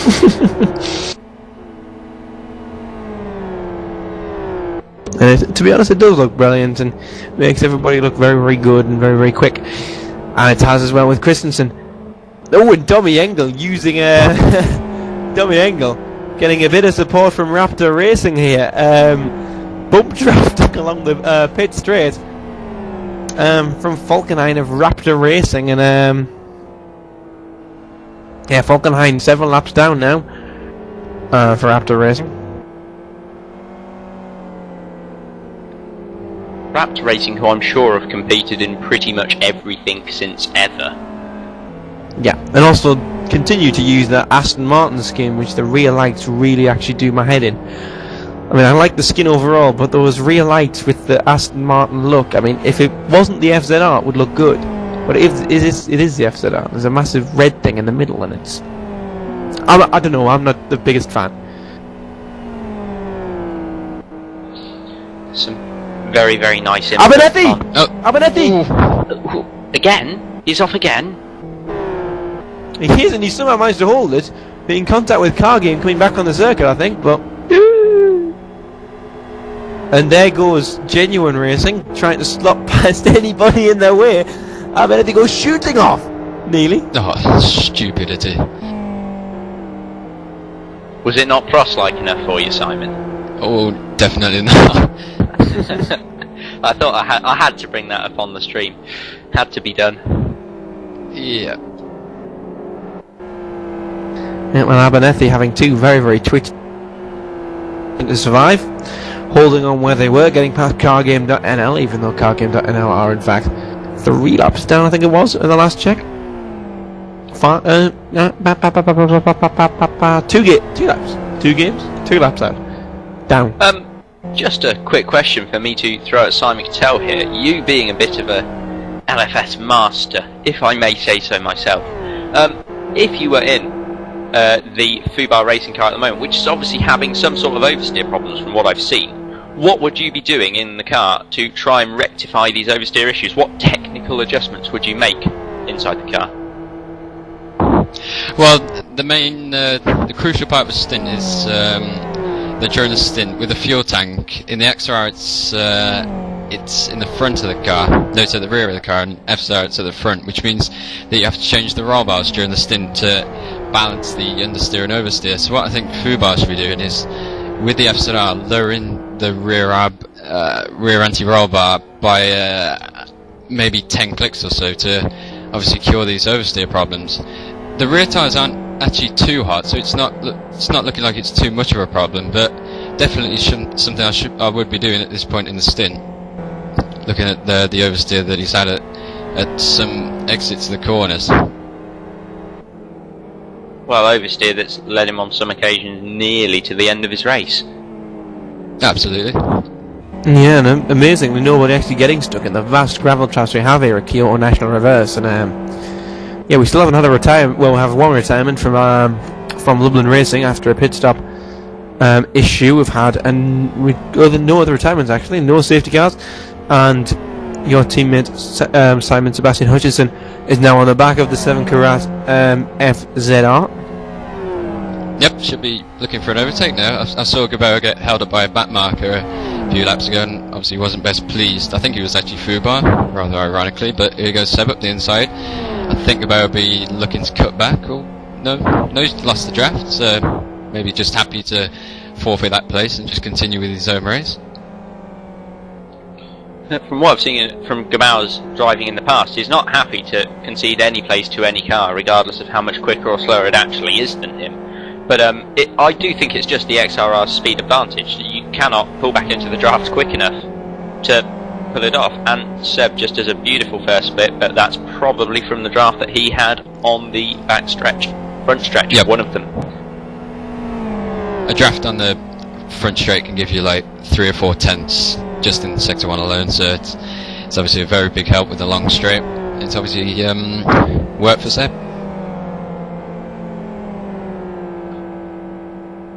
Now, just to this is another random question from me. If it doesn't relate to you and you're watching the stream, just turn it down for a couple of seconds. But Chris Wilkinson, are you going to be doing any driving in this season of GTAL, like you did in the past seasons? Most probably, yes. I'm on the Sonic Rams Racing team roster, and well, yeah, I suppose I'm fast enough.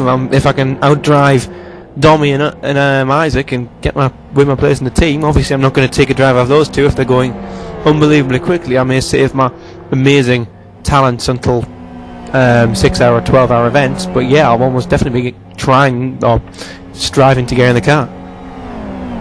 Brilliant.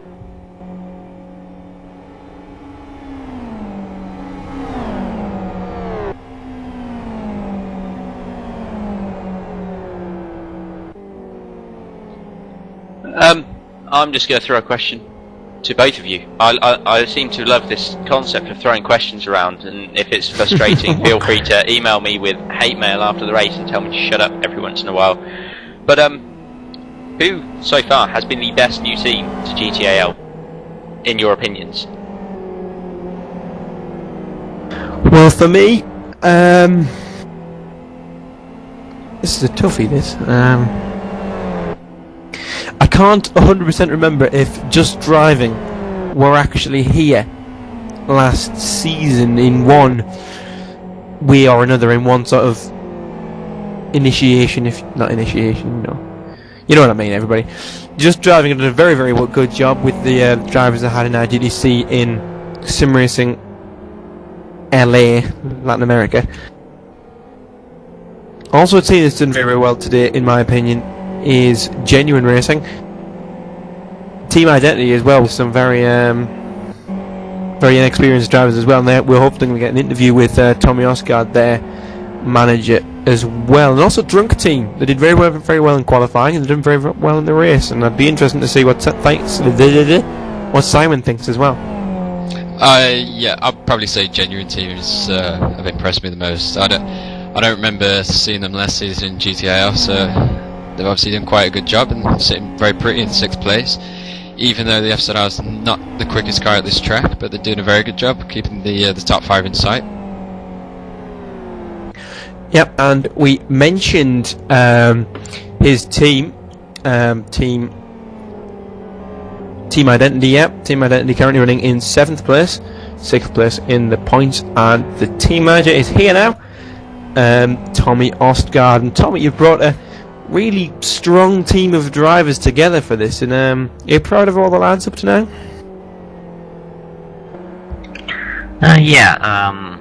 I chose the drivers based on how I believe they can do in the future, since this is an amateur league. So I got the idea of creating a team where I can help talents and with friends and teammates, help drivers to develop faster and help them a few tips in the way. And so far I'm very happy and pleased with all the drivers.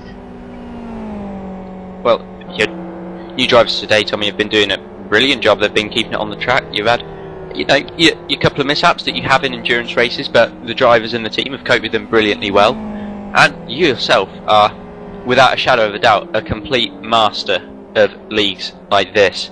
And I just think you must be passing on some of your talents to the drivers. Have you been training them in any way to get them to this sort of pace for the racing? We have been doing stints together, so we have been driving and I have been watching them, and they have been watching me.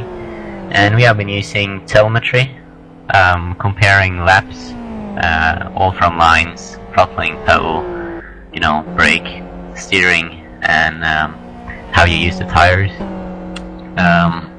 So we've been working hard together, everyone, and we have been working on the setup together to get it to fit everyone. So yeah, basically that's it. Well, I remember back in last season of GTAL, you actually gave me a bit of driving aid when I was making my debut in the season, and just helped me move on leaps and bounds to a point at which I could actually do a stint within reasonable time. And you definitely are a master of this sort of racing. And is there any particular reason for your speed and skill in this? Has it just come naturally, or have you had to work at it for a number of years to become as good as you are? Kind of hard question, but in real life, I've got help from, Carlos Sainz. He just won the World Championship in BRC Rally. I've been coached by him and by a world champion in Superkart back in the old days. So they have definitely helped me to get some ideas and new thoughts and some new techniques of practicing. So that has helped me a lot, plus of course experience by myself and by other people who have talked to me, giving me new ideas. So yeah, mostly experience and help from others. Yeah, well, thank you very much for your time, Tommy. We must wish you all good luck throughout the rest of the season. Thank you very much. Thank you. Next up in our monumental list of interviews is now full on in is Laris Matonis. And Laris, will you be getting in the car for E-Team today? Hello everyone. Not today. Our plan is other, so I'll stick myself for other rounds, possibly. Yep, so you've had Pinheiro from Portugal and Staskevicius from Lithuania up to now today. Anybody else going to get in for the third hour, or are we just going to stay with those two drivers? Oh yeah, the third hour, the last stint, will be by Joni Tormola from Finland. He's our secret weapon for today. He has done a great performance in the test race, and yeah, he knows the track, he feels the car, and we'll just give him the wheel for the last hour that he could do his best. Yeah, the fact that you've just said that he's your secret weapon and the fact that he did the test race means he's not that very secret anymore, but we'll move on from that point. You've moved on from last year. You took the title, obviously, at E-Team with the SZR, and you've moved on to the XRR this year with the new restrictions. And how are you all finding it, like, adapting to the new car? To be honest, we found it kind of easy because we had a big discussion before the season, and we had decided that we will choose the XRR like long time ago, before we even knew the new restrictions.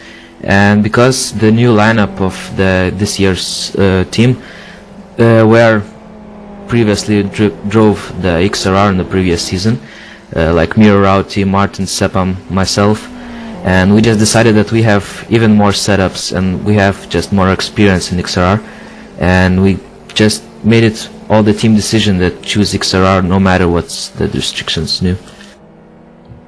Laris, we saw a lot of talented E-Team drivers taking part in the test races, on the practice service quite a lot. With this talent, what do you think is your expectations for this race and for the season in general? What do you think E-Team can aim for? Well, surely we're hoping to defend the title for a third time, as really hope so. And we have a decent lineup, as was shown in the test race, and we are the GTL 2011 season is the main aim for us in this year.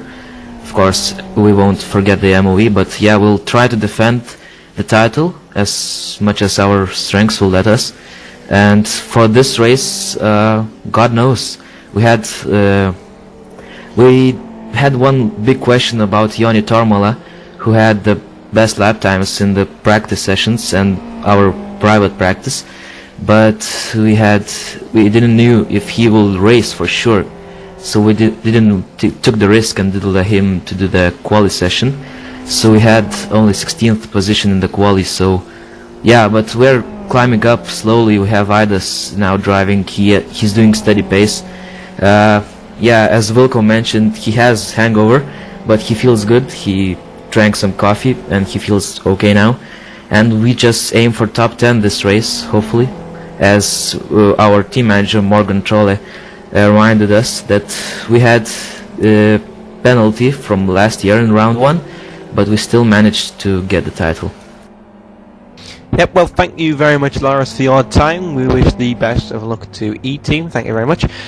Finally, on our massive list now of interviews, with 15 minutes to go until the next pit stop session and the start of the final hour, is Tiger Express Motorsports Jan Laprovot. So, hello Jan, you've got Limbs in the car now, you had the first hour yourself, and how's things faring up to now? Well, hi first of all, and well, to be honest, it was quite a victory to take the start, because 2 of our drivers had technical problems, and we had to replace them with Limbs in very, very last minute. So this is why Limbs is doing PBs at the moment. He has no training at all. So obviously I'm quite happy he's doing okay at the moment. First hour was quite good. I was at the wheel, and I think I gained something like 10 positions or so. I was starting like 25th. At the pit stop I was like 15th. And well, Limbs lost a few positions, but I was expecting that. Honestly, he doesn't really have the pace. So I just hope we will keep ourselves around the top 10 or around the top 12 or something like that. Honestly, we can't really aim for more today. It's quite a special day. Nothing really went well.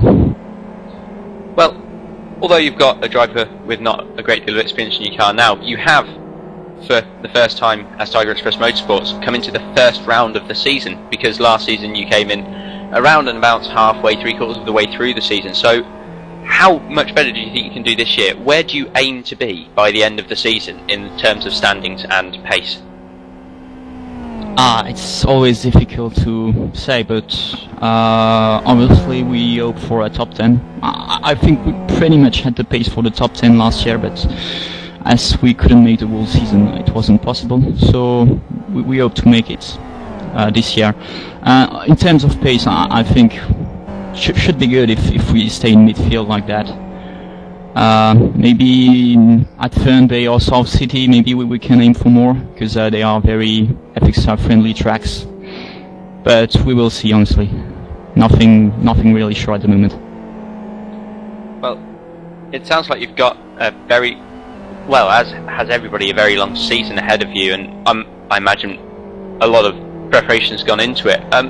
Last season you had a lot of drivers that have now gone to other teams, and what do you think of the difference between the drivers that you had for Tiger Express Motorsports last year and the drivers that you have this year? What difference will there be in pace and performance, and how will that affect how you drive and how you set up and run the car?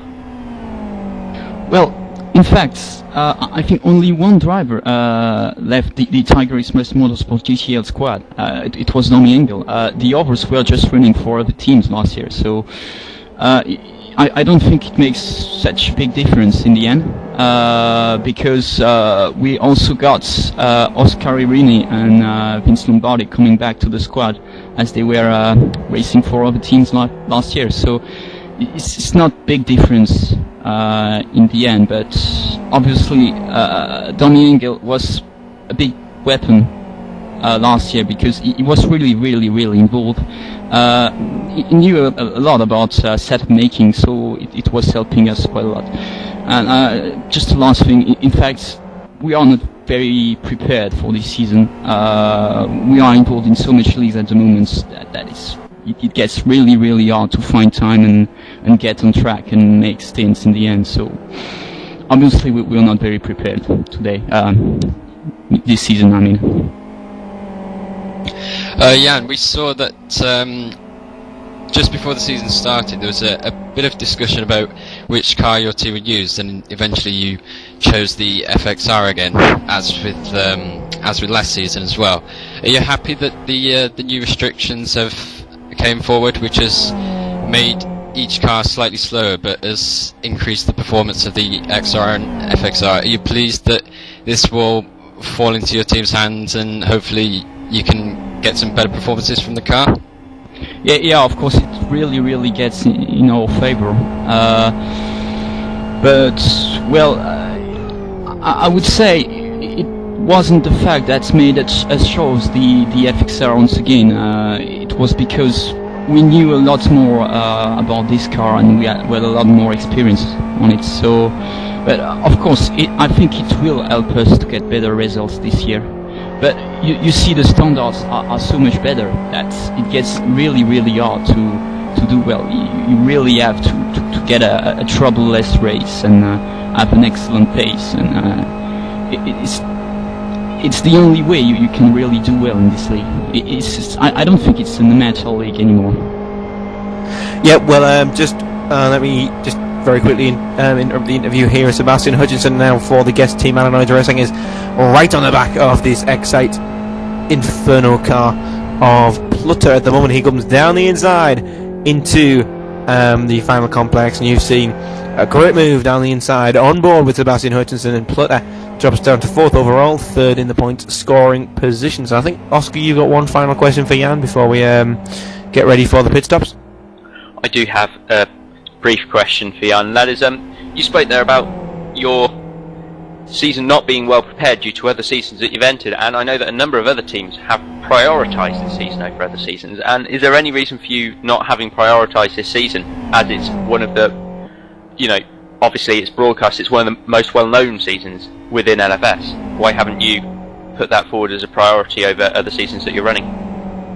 I think simply because we are quite disorganized, and we like being involved in many stuff, and a few days before the race it turns out that we have to make stints and prepare ourselves for the upcoming round. But I think we are just not so much organized in our minds, and this is why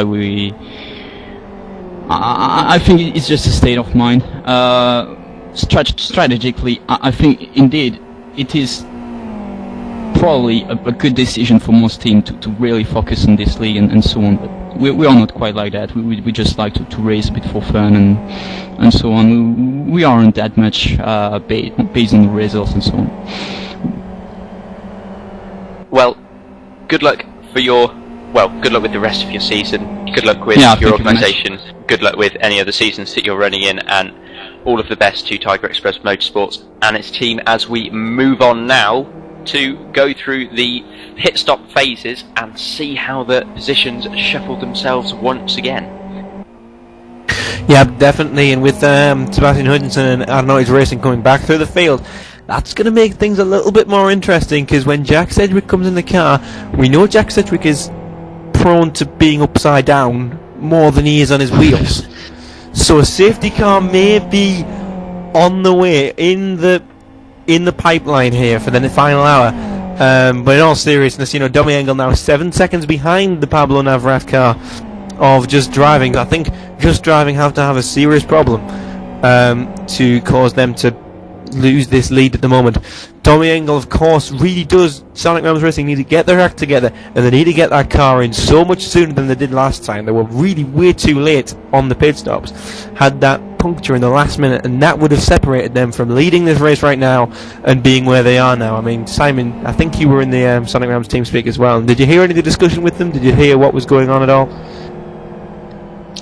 Well, the final stint will be driven by Michael Booth, who we don't expect Boothie to be as quick as Isaac, but he's shown some very good pace in practice, so maybe there is that opportunity of maybe leapfrogging the Just Driving car in the pits. We know that XRR is a good 4 or 5 seconds quicker in the pit stops, as it can take on less fuel because it uses less fuel in a whole race. So maybe, I mean, the race is open. Sonic Realms are very well prepared for the event, and I think that we'll be hoping for a good result. All the team are very upbeat about it. Just a quick question to you. You said there that Sonic Realms are very prepared for the event. Is Michael Booth? Surprisingly, yeah. Boothie's done 2 stints, and we're very impressed with his pace. I think he should be fine. It's last season I don't think he was as well prepared, and we gave him a very damaged car, which cost us the championship in the end. But yeah, I mean, it all depends on what the people around us are doing, but I think we should be looking quite good for the race. Well, speaking of the race, Adenoids, of all people, I think, I'm no expert on the matter, but they've got very cold, very thin tyres, and I'm interested to see if they're going to make the hour. That was always the issue with our setup. It was right on the limit of reaching the hour mark, and if you ever pick up any damage over the buggy curbs, then the tyres are naturally always colder at the end of the stint. You can see Seb struggling at this point. He's got plenty of tread left on the rear tyres, but not on the front tyres, and that could be crucial for the end of the stint. But we know that Jack Sedgwick, who's our final driver, can extend the stint to an hour and 5, maybe even an hour and 10 minutes if necessary. So I think that there won't be too many risks taken. I think that we should be able to make the end of the race without any punctures. Does Jack extend the stint because you tend to wear tyres less when you're not actually on them?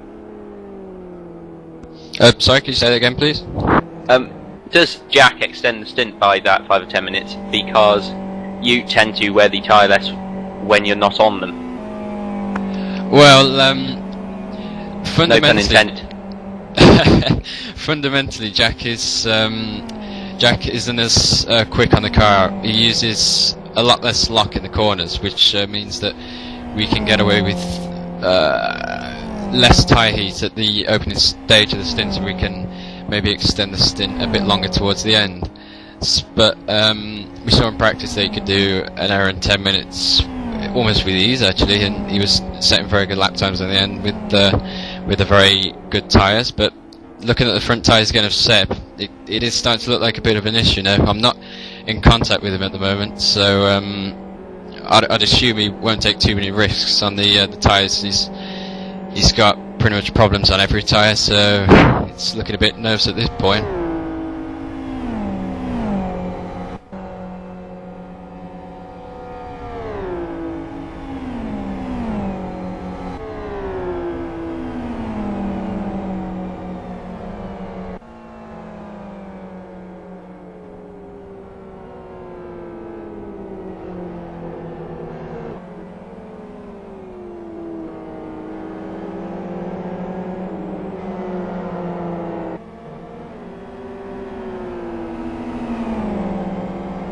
So then, Kevin Newton of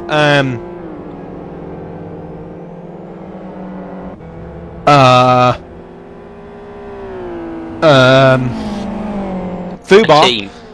a team, yep. Fubar joining the server now. Jack Sedgwick also in, so Sebastian Hutchinson obviously going to pit at the end of the next lap. Michael Booth leaving the server to change his name and come back. Seb's tyres for Adenoids Racing looking very thin at the moment. Likewise for Dommy Engel and the Sonic Realms car. We've got Tom Parker coming in, not Josh Parker, Tom Parker. He will be taking over the car of Talcott, who we can see now for his team. Once again, not helping.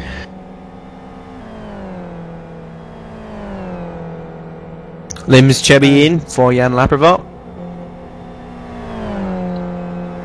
And it would appear, I just need to say this, that Johnny Tormala is coming onto the server to take over the E-Team car and is acclaimedly their secret weapon. The secret weapon that's been out for a few days, right?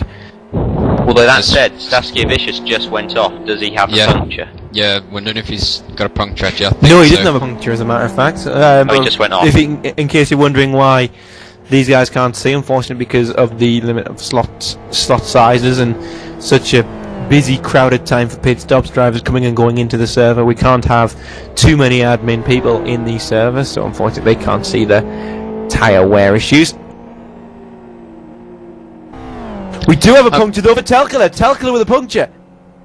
Oh, and that's in a dreadful place. XR, he's got the entire lap to go around. It's a right front puncture, so... Oh, hello. Now he's going to have to fix damage because he's just gone over the sleeping policeman, as I'm sure you all just saw. I didn't. Not to sound disappointed or anything. The man who I'm really scared about saying the name of because I'll say it wrong and it'll sound very wrong, has also just signed in to take over one of the motors.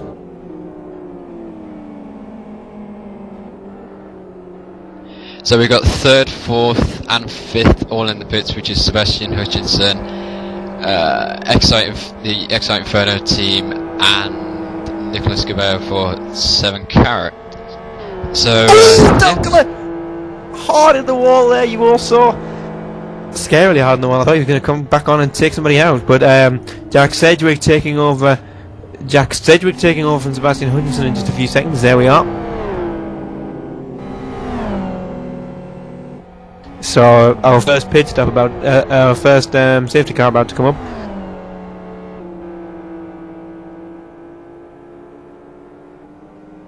Oh god.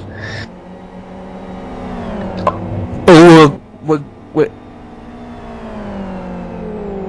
we're gonna have somebody timing out here. No, we're not. They're just managing to hold on. Brestovac in the pits as well. Terzic is taking over the team identity car. Kulis, Schwer's teammates. Schwer takes the Inferno car back over. The Excite Inferno car, rather. Falk, whose name I've been trying to avoid for the entire day, is taken over from Antonin.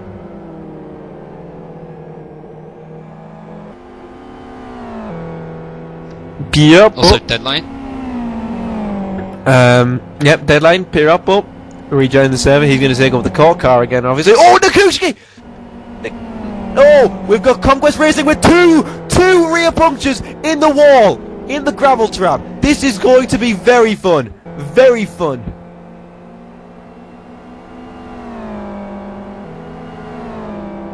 Conquest did have a spin earlier in the race, and maybe they've just tried to extend the stint, and it's just not worked for them. So yeah, that'll be a nightmare going back to the pits. I remember last season having 2 rear punctures at Aston. Oh, Modestus Ruta says 1 to 2 hours in chat, but Nakushki nearly in the gravel trap, and we now know, because he's got 2 rear punctures, if he goes in the gravel trap, this Conquest Racing car, he will have to. This will bring out the safety car, definitely. We'll never be able to get out of a gravel trap with a car like that. And he's coming full speed into the final sector. Tommy Engel behind there. He's big drift on. He holds it for now. So Naskuzinski is, I think, how you say it. Tommy Engel being massively held up now. Massively held up. So disaster for Sonic Realms. But Conquest Racing make it to the pit lane ish.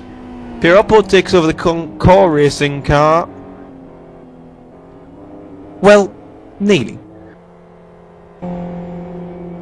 Pretty sure Dom Engel hasn't pitted, so he's leading the race at the moment, and he's stayed up for quite a long time actually. I wonder if his tyres are a bit thin, but seems quite comfortable to extend the stint at this stage. And there we go, Deadline finally getting a drive-through penalty for chat.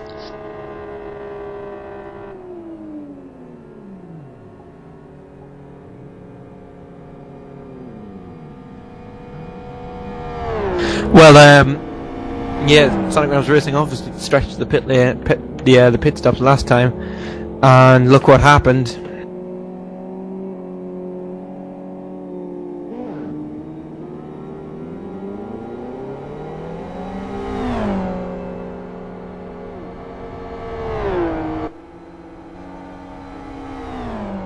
I think it's fair to say, oh, here comes Michael Booth into the server. I think it's after Dom losing nearly 3 seconds behind that Conquest car. I think it's looking very likely that the Just Driving team will be looking very good for the win. It all depends on their last stint, of course.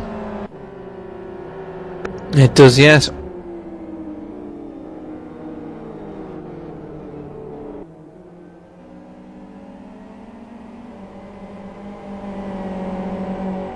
So Dommy Engel now coming into the pits. Yep, so Sonic Realms Racing will come in. Now where is Leighton? That's what matters. Where is Edgardo Leighton? Edgardo Leighton currently on coming into the carousel, as Oscar has now named it, and I'm not going to remember what number it is, so I'm just going to call it that. Haha. Engel stops in the box. So I think where we are now, Leighton will manage to hold on to this lead. Somebody's joining with the incorrect name there. Joey. From Car Game, yep. From Car Game. Good spot.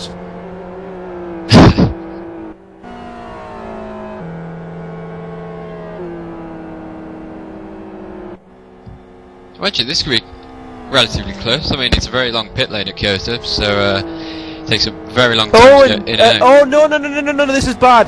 Tommy Engel has had problems with swapping drivers, so Michael Booth is not taking the car over. Edgardo Layton goes streaming past, and Sonic Realms Racing leave the pit lane with Tommy Engel still in the car.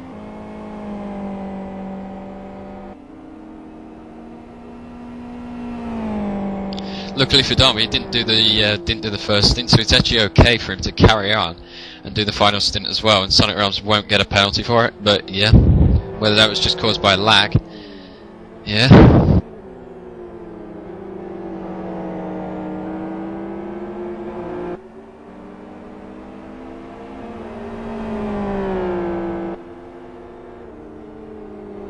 So Sonic Realms Racing will drop to third. We'll have Dommy Engels in place in the car for now. So Dommy Engel will be able to finish the race, I imagine.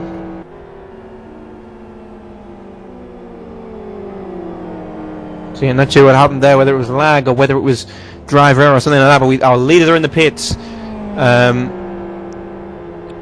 Genuine Racing are coming into the pits now, Shine at the wheel now. Don't think there's a driver to come and take over yet. Yes, there is, sorry, but they're in different colour. So that will be a drive-through penalty, or it should be.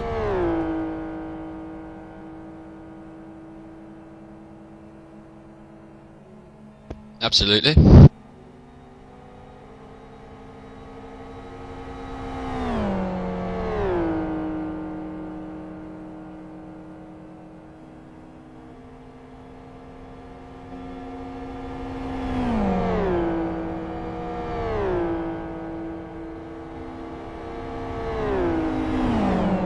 So there is the changeover, and Dommy Engel is 8.7 seconds behind Edgardo Layton now, so that gap extended by about a second because of the problems for Sonic Realms Racing in the pit lane. Braxton are about to come in for Zion again.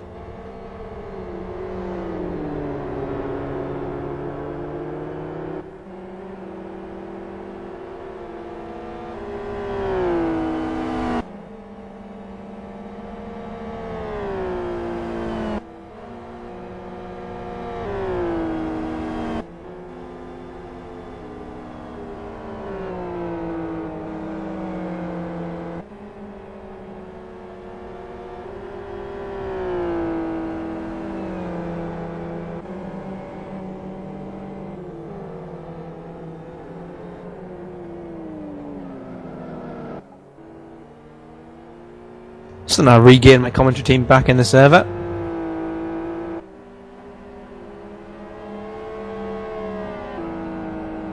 And after the pit stop race, we'll take a look at where people are right at this moment in time. And it's Just Driving taking the lead at the moment, and Sonic Realms Racing hold up in second place. Third goes to Excite Inferno. Fourth to the guest car, Adenoids Racing. Fifth goes to Garbalowski,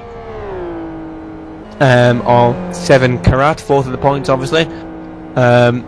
Genuine hold on to 6th overall, 5th at the moment. Team Identity are 7th. 8th goes to M Power Racing. Core Racing hold 9th and are hounding down that car of M Power Racing. We should probably watch this actually, shouldn't we, Oscar? Getting close. Yeah, why not? Why not? How about we watch a fight on the track and have something to talk about? That would be brilliant. Well, it sounds phenomenal to me. Phenomenal. It does. It is phenomenal. This race has been phenomenal. It's been a good race. I mean, you can't take that away from it. No, of course it can't. It's been a very strong race. It's been very interesting. I think it's probably the better word for it. It's been... For certain teams who haven't been able to do pit stops or stints properly but are still racing in strong positions. Yeah, definitely. There's strategy, there's pace, everything seems to be playing a part. Yeah, one of the men with the most pace is Pirabo, and we're on board with him now in car, so you can see every little movement of the steering wheel that isn't lagged out by the net code of Live for Speed.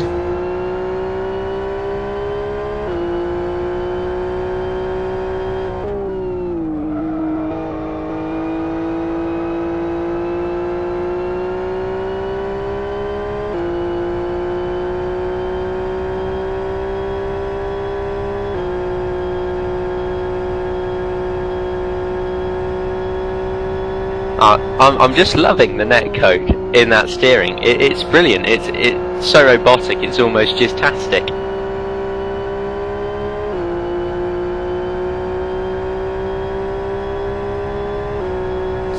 Well,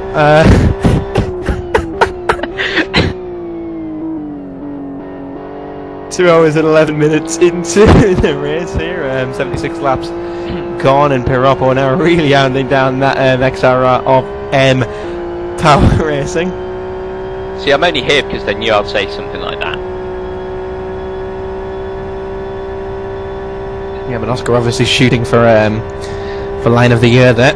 So congratulations on winning Line of the Year. Well, no, I haven't won it yet because you could still swear or fail on stream in this race, let alone all of the other ones. Of course, and of course we've got Massive Endurance coming up. Yes. Massive plug. We've got Massive Endurance coming up eventually. I don't think anybody knows when yet, but we will have Massive Endurance coming back to your screens on Multi-BC very, very soon, we hope. Hopefully introducing a new class as well with GT1, 2 and 3 with more powerful GT1s. And the way he's driving at the moment... Piroppo. Yeah, the way he's driving at the moment, Piroppo may well have one of these GT1s in his hands in Massive Endurance this year, as he's whipping the track up at the minute. He's on the back of M-Power. Let's see what he can do to try and get through. We'll move away from the onboard camera and look at the outside, see where he's going to go. He's looking to the outside for some reason around those corners, backing off the throttle, making sure that he's got to move when he wants to, and this is very clever driving now, going to the inside, and that's a very easy move. Hopefully Absolute he can beauty. bit sideways in the exit. It hasn't given him as much drive as he'd hoped for, as well as the XRI getting good drive out there. Turbo already spilled up after early throttle application, and Piroppo is going to have to try and go around the outside, and if he could pull that off, nearly pulling it off, and he will pull it off. Oh, he gets on a buggy curb for Piroppo. Slideways for him, warm tyres for him, but he takes the position. Actually, he takes 8th position, and well, elegant, exotic, nah, useful. I don't think it's over yet, though. I think the XRI's just got the drive back again due to the extra power it gives. Here we go. Yeah, here comes the M-Power car around the outside. Piroppo not getting that inside line at all, and hopefully... Oh, very high from M-Power. Too high. Way too high. And they have lost any chance they could have to get past Piroppo at that point. As somebody there rejoining the track, but no problems for that. Independent Racing Mate, thank you very much, Simon Cattell. For M-Power just then, in the famous words of Top Gear, I would call that ambitious but rubbish. Well, he had a try, didn't he? I suppose. Yes. He put it somewhere. He had a go. Yeah. He had thought the counts. It's like when your granny knits you a jumper at Christmas. That's what I'm comparing that attempt with a massive Rudolph on your breast. On my breast. Do I have breasts, Chris Wilkinson? Have you checked recently? Yes, you do. Apparently I've got breasts. This is news to the whole of the world and LFS Forum. Yeah. If you are interested in my breasts, please drop me a PM and I'll take some photos for you.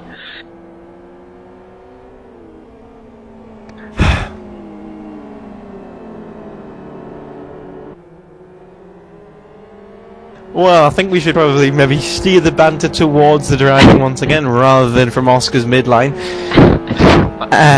Yeah, I agree completely. In fact, Domi Engel is starting to catch up on the leader slowly but surely. He took 2/10 out of him on that last lap, and he's already 2/10 up in Sector 1, which is not the XRI's best sector, for it to say it anyway. Yeah, so, but Upside Down Man, sorry to interrupt time, but Upside Down Man is being hounded. Caught up very, very quickly now by Garbalowski, who's driving the 7 Karat car this year. Driving with 7 Karat, who have changed to the FZR, and it would be very nice if we could actually, if anybody on the IRC client or watching it on the stream could come on here to talk to us about how you've made this change, because you were very successful. 7 Karat were very successful last year in the FXR. It took one win, the only win in an FXR actually, at South City last year, which was a very eventful race, and yeah. He's actually Garbalowski's flashing his lights down the straight, isn't he? flashing his lights. Oscar just brought that up to me. Obviously trying to get the guest car to move out of the way because it's a guest car, but Jack is.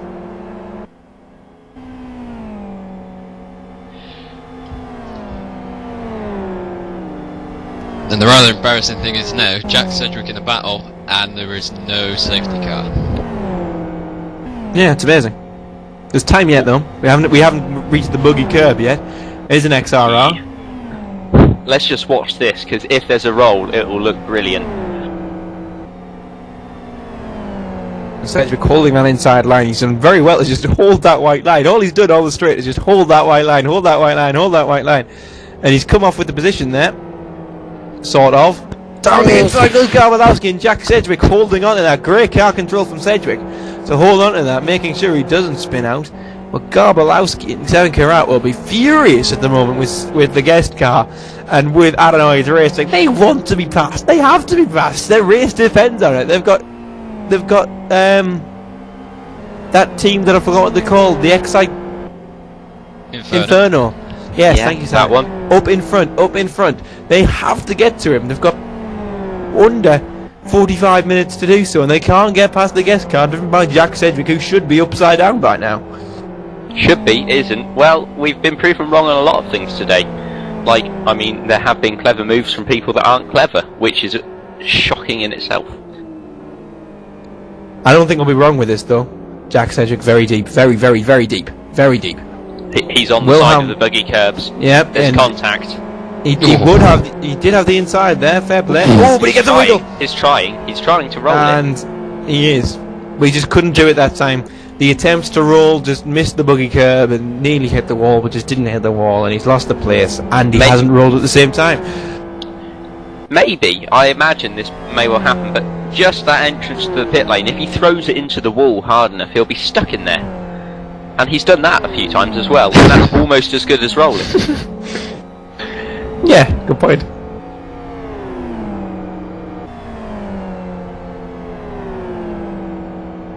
Just another note, Garbalowski isn't going to catch Schwer. It's just not going to happen with the time that's left and the pace of the two drivers. Unless obviously there's a huge accident or a safety car or something, which I hadn't factored in when I originally made the statement. But Kevin Myers for Radicals, again. time's out as well, yeah. Another time out for Kevin Myers, who's returned to Radicals actually after a bit of time off. He had a young child, of course a child is young, that's the point of it being a child. But he had a child not so long ago, so congratulations to the entire Myers family. The thought of something giving birth to like a full-grown Wilco isn't normal, is it? Surely you were a baby at some point. Of course, but I was still wearing my cowboy hat and talking about LFS way back then. No, I don't think you were, but Dominic Engel probably was. Well, Dominic Engel was probably cluing up, getting all of his facts together. Anyway, we're getting off the point. We're getting into jokes, and that's not very good. So then, We're not actually 20 minutes to go in this. No, there's 40. There's 40 to go. 40 minutes. Yes. That's why I'm here, to make silly jokes and point out when Chris Wilkinson's wrong. Yeah. Two of my most it is a regular favourite occurrence. hobbies. It's a regular occurrence. You should get used to it throughout this season. Anyway, up to now we've got 40 minutes and 58 seconds going into the tracker. Left to go, and Just Driving have a lead of something or other over Sonic Rams Racing at the moment. Sonic Rams Racing in second after a bit of a mishap in the bits with Dommy Engel and Michael Booth. The Excite Inferno is in third place though in the XRR. Two XRRs in the top three, so very good showing for the XRRs, showing that they really do now have the pace to compete against the FZR. Fourth is 7 Karat, who are now up to fourth in that new car. They've never ran with it before, but now they are really doing well. Adenoid holding fifth. Yeah, fifth is Adenoid Racing. The guest team, Jack Sedgwick on board, still not upside down. Genuine Racing in 5th, and Team Identity in 6th. 7th is Paul Racing, Empower in 8th. 9th is Serbian Chrome Pistons, and 10th is Gravity Racing. 11th is E-Team, Drunk Team in 12th, Automotive Gods in 13th, Conquest in 14th, 15th and 16th goes to Raptor and Deadline, with TDR Team in 17th. 18th to Tiger Express Motorsports. 19th is Smoking Team with 20th Independent Racing Mates. Zion are 21st, Fubar 22nd, Great White North Racing are 23rd. 24th goes to Engine Power, 25th goes to Cargain, 26th goes to Gentles on Circuit, 27th goes to Radicals, and Lublin Racing unfortunately retiring in the first pit stop period after pit stop problems. So with 40 minutes to go now, 38 minutes to go really, we've got Edgardo Layton just driving in the lead, we've got Tommy Engel in second, and Schwer of Excite Inferno in third. Quick question to you two, who do you think is going to take this race, and why? Why? Not why. If we had a safety car, then what do you think would happen?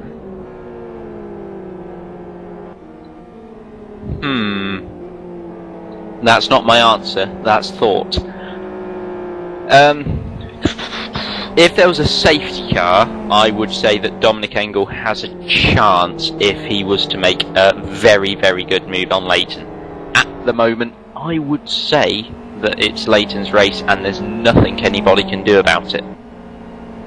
Yeah, well, Leighton does now have a lead of 8.38 seconds from Dominic Engel, which has actually closed up since the start of Dominic Engel's stint. Well, yeah, after he's clawing in a 10th or two every lap, if that. Well, if he's clawing in a 10th or two every lap, you know, he's never ever going to get anywhere near. But, yeah. Simon, do you have any thoughts on who's going to take this and who would take it if there was a safety car? I'd be very surprised if Just Driving didn't win the race. I mean, they've been consistent throughout, and with the lead they've got, I think it'd be very hard for even Dom Engel or Excite Inferno to challenge for the win at this point. If there was a safety car, yeah, it could make things a bit more open, but at the moment I'd be surprised if it was anyone but Just Driving, who drove very well today, it has to be said. Yep, our newest member to the admin team, Chris Ford, times out as soon as he signs in. He's been away at bowls all day, playing bowls. Wow, interesting. How am I meant to take that?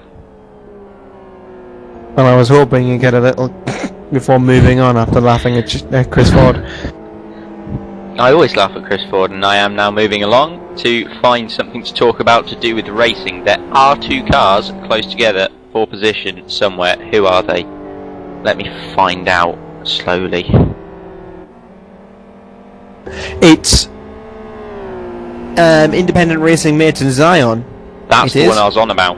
Yeah, with Tormula coming up behind them. So I hope that they stop battling and let E-Team go past. Yeah, you would. I hope the battle, and they are battling side by side. Brexit for Zion going around the outside, but inside is Independent Racing Mates. Still, don't forget about Tormula. His influence may be very, very strong. With Brexit defending that inside line, he's got past Independent Racing Mates easily. Big braking for Independent Racing Mates. They let E-Team through. Bish bash bosh, job done.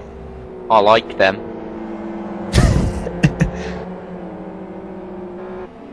They can have a smiley face sticker after the race, can Independent Racing Mates. As Red Larry was saying, Yanni Tormula was there. What was it again? Something. Secret weapon. Or whatever it was, but secret weapon. There was secret weapon.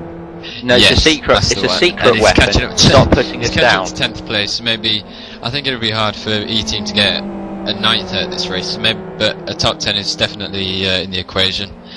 Let's have a look at the lap times. Yep, they're quicker than the two cars ahead. So we have a battle royale between these three cars for 10th place.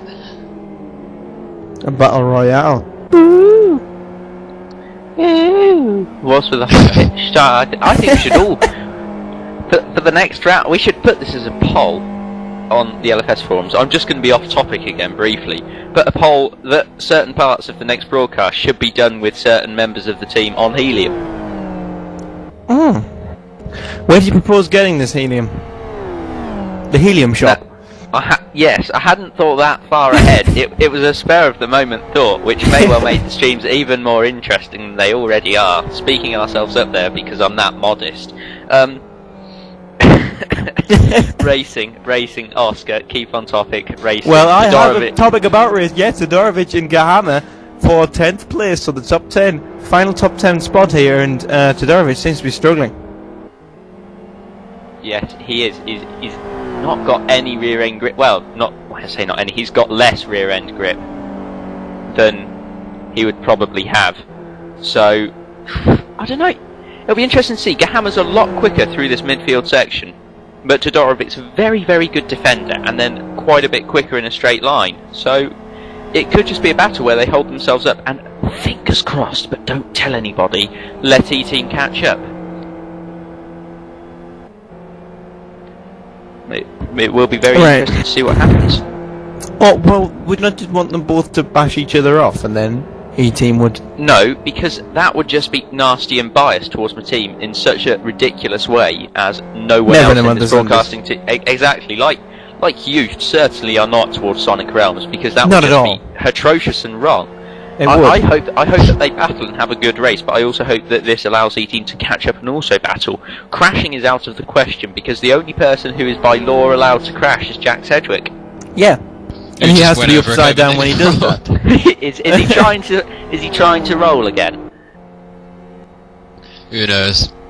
Well, I don't know, but Hammer is definitely trying to overtake Todorovic here. They're on the straight, pit straight at the moment. You can see them on your screens.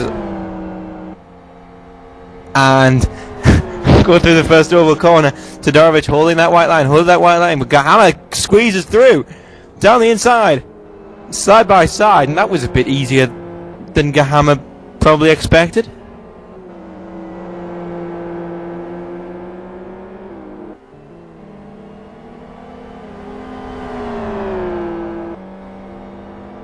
Oh, that went slightly too easily for Oscar Hardwick. And so we've got our first FXR in the top 10 of the whole race. The FXR is about second lap slower, so pretty decent effort from Gravity, who last season showed they're a very good team. Yep, and Simon, we've got an FZR on the currently leading this race. It seems to be almost untouchable at the moment in comparison to Sonic Realms Racing, who seem to be struggling in comparison. And where do you think the XRR is going to be strong, and where do you think the FZR is going to be strong? Well, I would have thought that the XRR should be about 0.3 per lap quicker at this track in particular, but later in the season we've got AS6R, which is Aston Grand Touring Reversed, is it? I think so, and that is probably the main track, I think, for XRR. It's a great bunch of straights and fast corners which really do suit the XRR. And actually, come to think of it, the best track is next on the calendar, which is West Hill International, which is probably the best track on the possible for XRR in general. Good half-second lap quicker, so should be interesting to see how it can perform there. Yeah, well, we all know you absolutely adore Aston with its long straights and nice corners, but somebody who actually loves it and not talking sarcastically about it is Sonic Realms Hutchinson? Sebastian Hutchinson, I do apologise for that.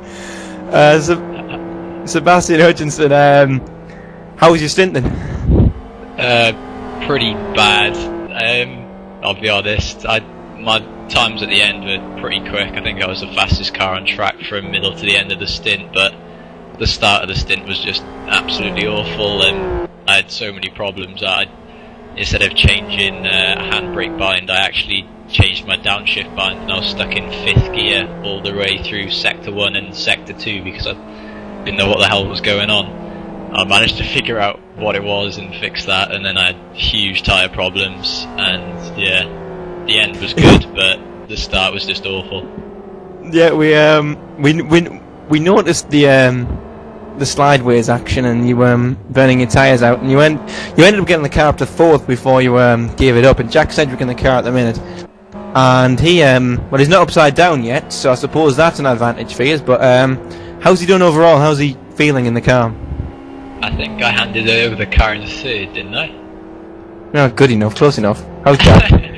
Yeah, Jack's doing quite well. I was just hoping he'd keep up with the 7-carat car. Like, we didn't want him to get in the way too much. I was trying to get him to defend a bit at the start, but decided that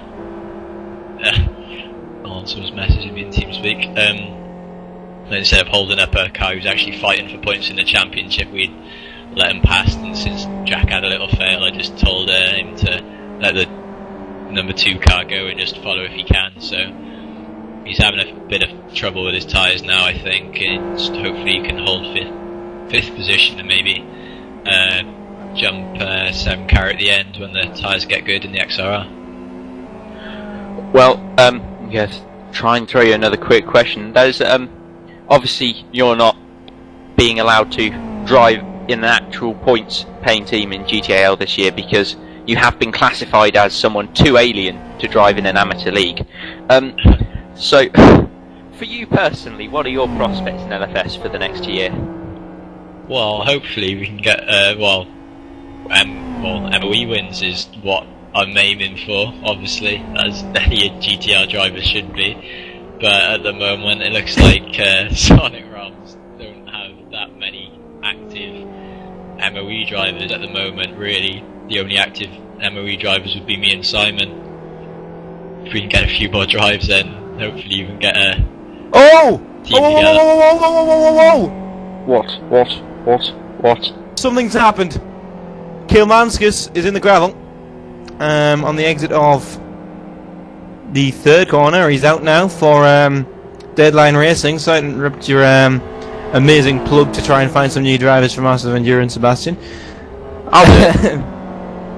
But yeah, Kilmanskis has had a few problems. His clutch looks really tasty and red. Yeah, it's because he was doing donuts in the middle of the track to try and get out the gravel. So yeah, Seb, you guys are in 5th at the moment. Jack is on his wheels, but they're a bit hot. You have the car of Genuine Racing behind you, about 3 seconds behind you. What are your prospects? Do you reckon you can stay in front? Yeah, I think Jack will, once he gets his tyres sorted out, will be able to stay in front. It's just hopefully the Genuine Racing car doesn't catch up too much, so Jack doesn't have to worry about that and just can concentrate on his times. Well, his times, I'll be honest, they seem fairly decent. Like, he is the amateur driver for the guest team, but he's driving pretty much on par with anyone else in the field, in my opinion. And yes, his tyres are a bit warm. I think all in all, the Adenoids effort is going well. What's your opinion of the Adenoids effort for this race, and what will be the place of Adenoids in the season that is upcoming? Well, I think we've had quite a few problems this race. Marius picked up a bit of damage, which was causing our left front to wear completely in the middle of the tyre, even though it hardly registered any damage on the indicators at all.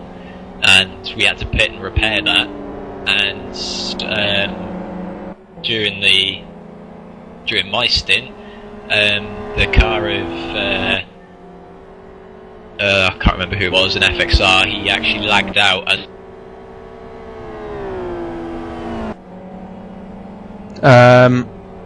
Okay.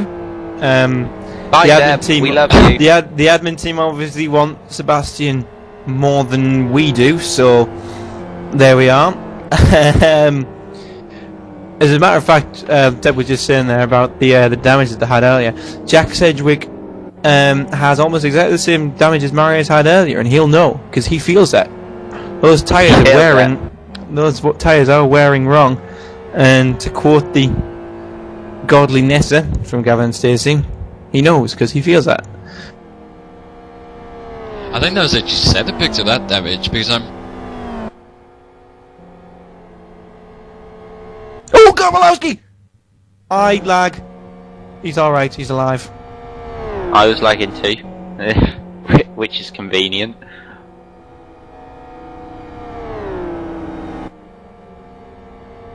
Now, Gorbalowski went flying off the road from me, and then reappeared about a corner later.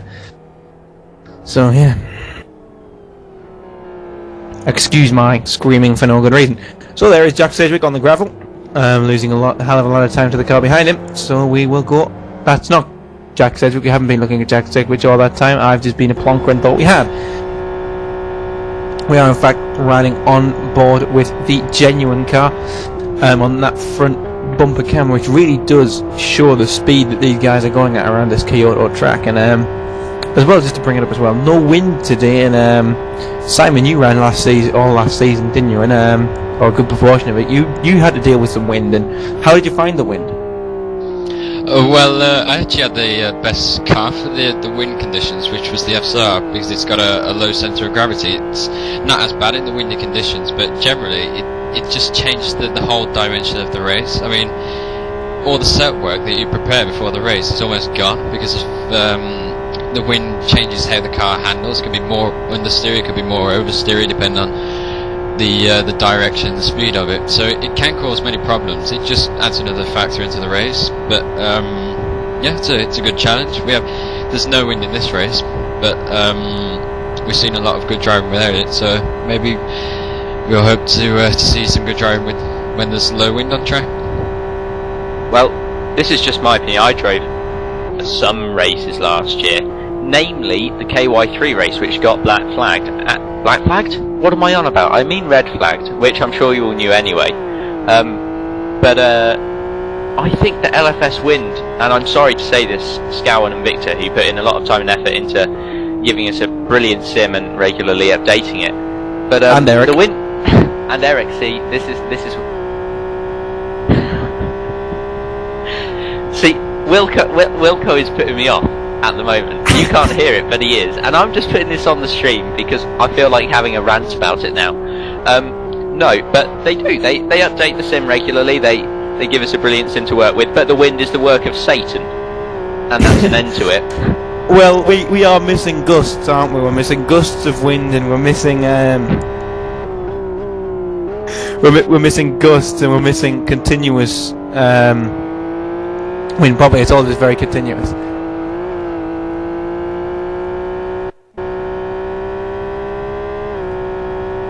See it.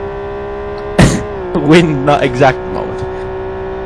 Also, I would just like to note that Kevin Myers lost connection again. Oh, and also there's a battle between E-Team and Todorovic. There, isn't it? Yep, E-Team and Todorovic Come on, are E-Team. battling. And stop being a E-Team man. And That also, I would wasn't also like too to point biased, out. was it? I would also like to point out that I have actually been seeing one of the team names wrong. It's in fact Team Gravd. Please tell me, Magnus Bjorndal, if I said that right for once. Thank you very much for bringing that up. I do apologise for saying it completely wrong. Is it actually Team Gravd? Something like that. Gravd. Because Gravd. I thought it was Gravity, because that's Alright, like gravity, but Gravity, which sounds good, instead of Gravt, which sounds like a bit of an idiot and a spacker. It's Gravd. It's Gravd. It's Gravity. No, it's Gravd. But it's Gravity. It sounds better. Debatable. Anyway, E-Team with the draft of Serbian Chrome Pistons, and they're going to have an easy ride now down the inside. Just don't outbreak yourself, and you might live. And he does live. And Tormala, their secret weapon, pulls them up to 11th place in this race. As Todorovic goes for a little dive there, not going to work. It's just going to slow him down even more. What a beautiful pass from E-Team, of course. No bias intended.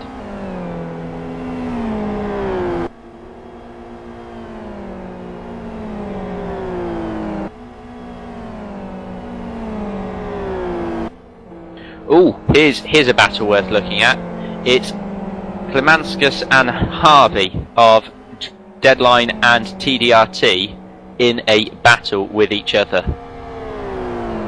And they've got a blue flag from Piroppo. Piroppo is coming up behind them, and he is a lap ahead.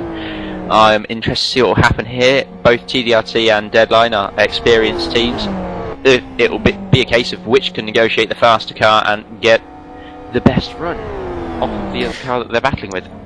Yeah, well, Deadline were running up higher, a lot higher earlier ago, weren't they? I mean, they were flying, and unfortunately they've had a few setbacks today, whilst TDRT haven't been particularly impressive. They haven't been impressive as they have been in the likes of IGDC this year, which they had some very strong runs. But look at that apex speed from Harvey there, much faster than Kilmanskis. And this is actually starting to look rather good for at least 17th, maybe 16th place for TDRT. Can I just make another completely off-topic point, and that's that TDRT's skin on the rear says I don't brake for FZRs and XRRs. And it'll be interesting one comes to see down if the they follow inside that there. up. I think he did brake just for brake, it. didn't he? That's false advertising. I'm suing them. Well, to be fair, if he hadn't have braked, he would have gone into a wall and caused a safety car, which wouldn't be allowed, because the only person actually allowed to cause a safety car is Jack Sedgwick. Yes, he's the only one legally allowed to crash. If you crash Speaking now, of which, he's you're going banned side from by life. side. Speaking of which, he's going side by side with Team Genuine Racing. Oh, Genuine Racing have got his draft. That XRR sounds like it might be a bit engine dead. I might be Not only wrong. does it sound, it also looks.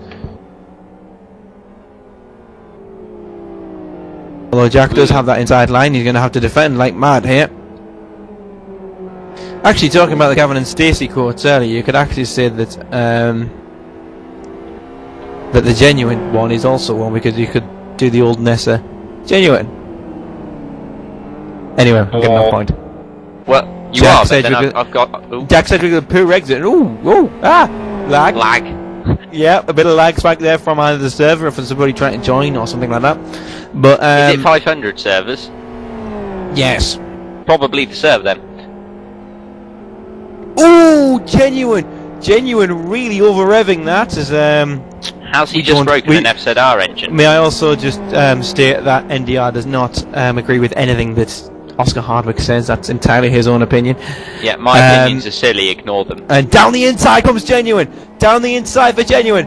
Does make contact with Jack Sedgwick. Nearly so again. And well,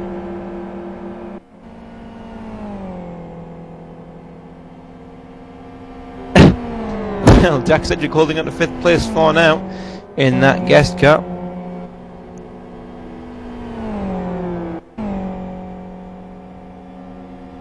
And also, according to a reliable source, it isn't very reliable because he's been playing bowls, not like I've just given a hint as to who it is.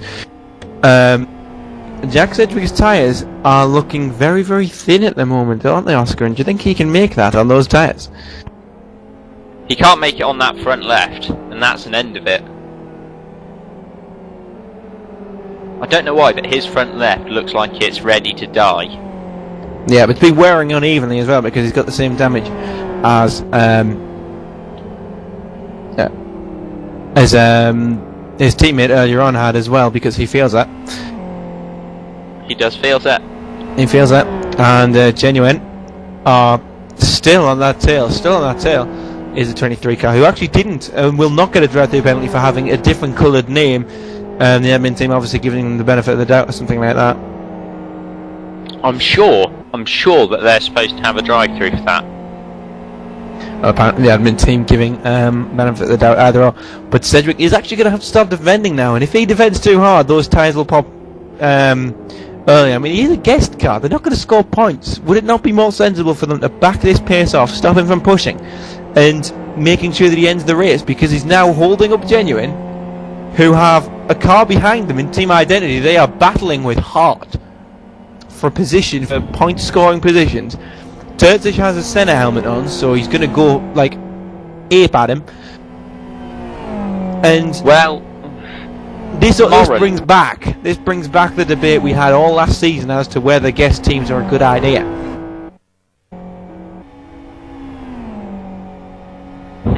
I think they are, for the reason that obviously, morally, Jack Sedgwick should pull over and let these people race for the points. But I'm not all for morals in racing situations, and I think that it spices it up big time, and we get better racing by having people like Jack sort of drive slowly in between the midst of a battle for the front positions. I think it's brilliant, and I think guest cars should be allowed. And also, don't forget that Jack is the one in the team that isn't an advanced driver. I mean, he submitted an application like everybody else to come and race here with everybody else. Unfortunately, he didn't make it through, so I don't know. Just took him on, and he is the guest, not the guest driver that is not elite, and really, he should be allowed to race here to learn, you know. Yeah, it's a learning experience, and I would say it's not just a learning experience for, say, amateurs like Jack Sedgwick, but also for the masters, because everything is a learning experience in racing. You always pick up something new when you're running a stint like this.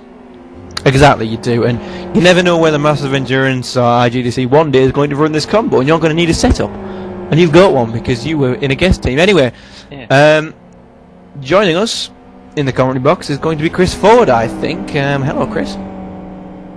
Yeah, hi. Thank you for making my point of my Jack there, Wilco. Tee-hee. Which one? The one about he's there to learn and he's not a guest driver, but Genuine, and it looks like they're going to get the inside. No, Cedric cutting across Genuine. Genuine going to have to be brave on the outside into turn 1 here, lads, if they want to get past him. Oh yeah, we've seen it several times already today. I mean, the outside move has been very successful here. He's going to have to be very late on the brakes though, which he isn't. He's not willing to. Cedric making quite a good entry as well, not allowing Genuine up the inside there, covering his inside lines, and he holds on to the position for now. And Genuine being in the real problem position of where Cedric is so good in turn 1 in holding them up and holding that position, and they can't seem to get anywhere else on the track, that they're sort of just wedged in a place they really don't want to be. They're stuck between a rock and a hard place, and at the minute they can't do anything about it.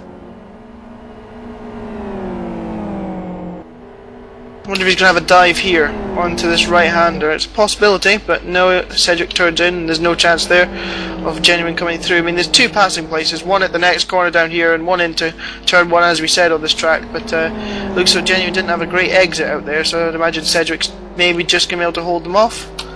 Or is it going to be a dive from Genuine? No, Genuine not going for the dive, but Cedric making an error. Jack. Yeah, the mistake from Jack, and also here comes Terzic as well. For Team Identity, so they're there as well, they're hounding. Now what Genuine really have to do is just start pushing, start advancing this lead they have over Jack Sedgwick, because if they get stuck behind them again, they're going to be right in this battle with Terzic and with Team Identity. Team Identity really need to get past Jack Sedgwick around about now. Yes, Cedric just locked the rear wheels there on his downshift, his last downshift for the corner, and that's just what sent him wide. I've seen him do it a couple of times, but this time Genuine Racing were really able to take advantage at at long last for them. Cedric's left front tyre, in fact his right front tyre as well, both front tyres are going very, very low at the moment, and well, you were on about Jack causing a safety car earlier, but that's your likely that's likely at the moment, because if both front tyres go, then he's just going to go sailing into a gravel trap, and then you'll get your wish, Wilco. Yes, but I don't want my wish when we've only got 10 minutes of the race to go, and we now have just 10 minutes and 20 seconds, as a matter of fact, to go in this race, and Jack Sedgwick will do very, very well to manage to keep going all the distance in this. No, this tyre's going to go possibly in this right-hander coming up here. That left front tyre's just come back to us, and it's gone very, very low in the centre there. The damage is really affecting it, and well, it's going to go very, very soon. It'll be in that corner he's just gone through just now, as the tyre takes another pounding through there. Terzic is right behind him. Terzic doesn't want to get involved in an accident with Sedgwick when Sedgwick's tyre eventually does go. I wonder if the Adenoids boys will pull Sedgwick in. Well, they are a guest team, they're not scoring points. I do suppose they can take the risk and just run him and watch him career into a gravel trap and bring the safety car out, but it's all about whether they want to just go for it because they're not scoring, or whether they want to consolidate their what would be probably a 7th or 8th place now. I personally would let him carry on going, because it's a very good test of exactly how long tyres last and exactly how thin they get before they go was the word that I was looking for. I would also like to very briefly point out that Simon Cattell in his interview said that Jack Sedgwick could make tyres last for around an hour and 5 minutes, maybe an hour and 10 if he was pushed to. That's 15 minutes. Yeah, but I'd say that that's without the damage. Oh, and Terzic goes right around the outside into the first corner. Cedric still is the inside line and manages to come back through to turn number 2. Good defending in the end for Cedric there. Terzic really looked as though he had it covered, but just ran a little bit too deep on the exit at turn number 1 there. Allowed Cedric back up the inside. But here come the danger corners for Cedric's tyres. Down into the right-handers here. Cedric having to go down to second gear there just to protect that tyre a little bit. Yeah, another thing as well, Terzic does not want to be on Jack Sedgwick's outside when that tyre blows. He does not want to be on his outside, or he will be in the gravel trap with him, stuck and losing out.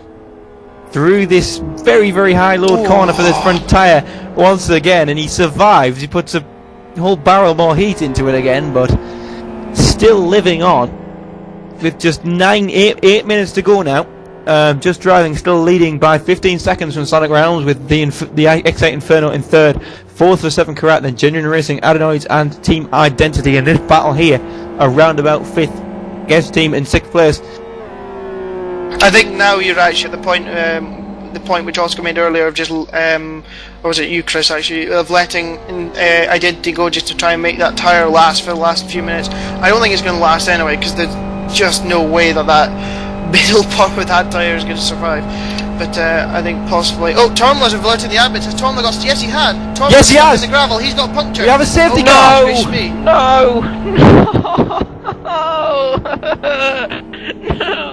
So it wasn't Jack Sedgwick whose tyre went. It's Johnny Tormla's who's gone from the Champions E team now in an XOR, and really I'm making a bit of a mess of this race, it looks like. But can Cedric has gone past the pit lane. Now, I think the better question is, come into the pits. Is this finished? Is this finished? I wouldn't say so. No, I think they'll get a couple of... I think we're going to head for a couple of lap shootout, and Cedric really should be getting on slightly more than he is, because he's lost the back of Genuine Racing. I guess he's maybe taking it a bit easy for this tyre, so he can get back to the pits, because that tyre is destroyed.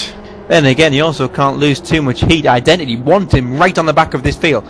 All Jack Sedgwick really wants to do is stay in under safety car conditions as long as he possibly can, and hope that this tyre will hold on and not rip itself apart. There's a very good chance that tyre's going to go under safety car conditions, though.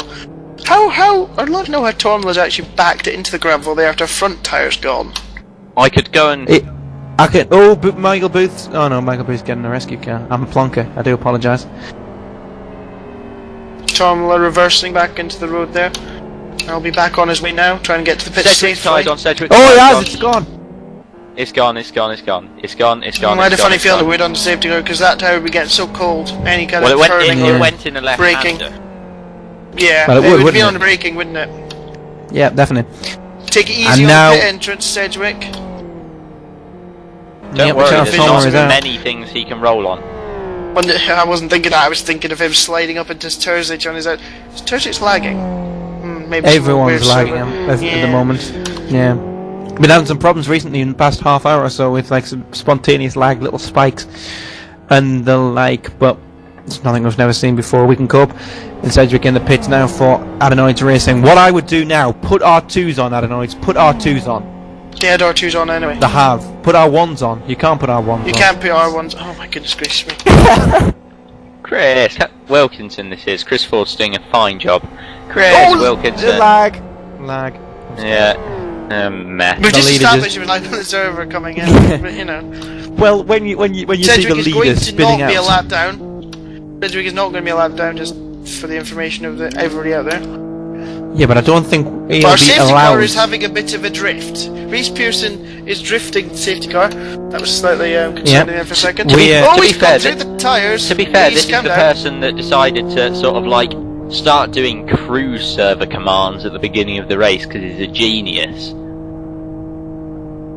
Yeah, to be honest, I'm amazed that Jonathan Palmer isn't backing this car down, backing the safety car down, telling him to slow it down, let everybody catch up as quickly as we can so we can go racing yet again. Do you know what he's doing? He's trying to heat up his tyres and it's going to end in tears.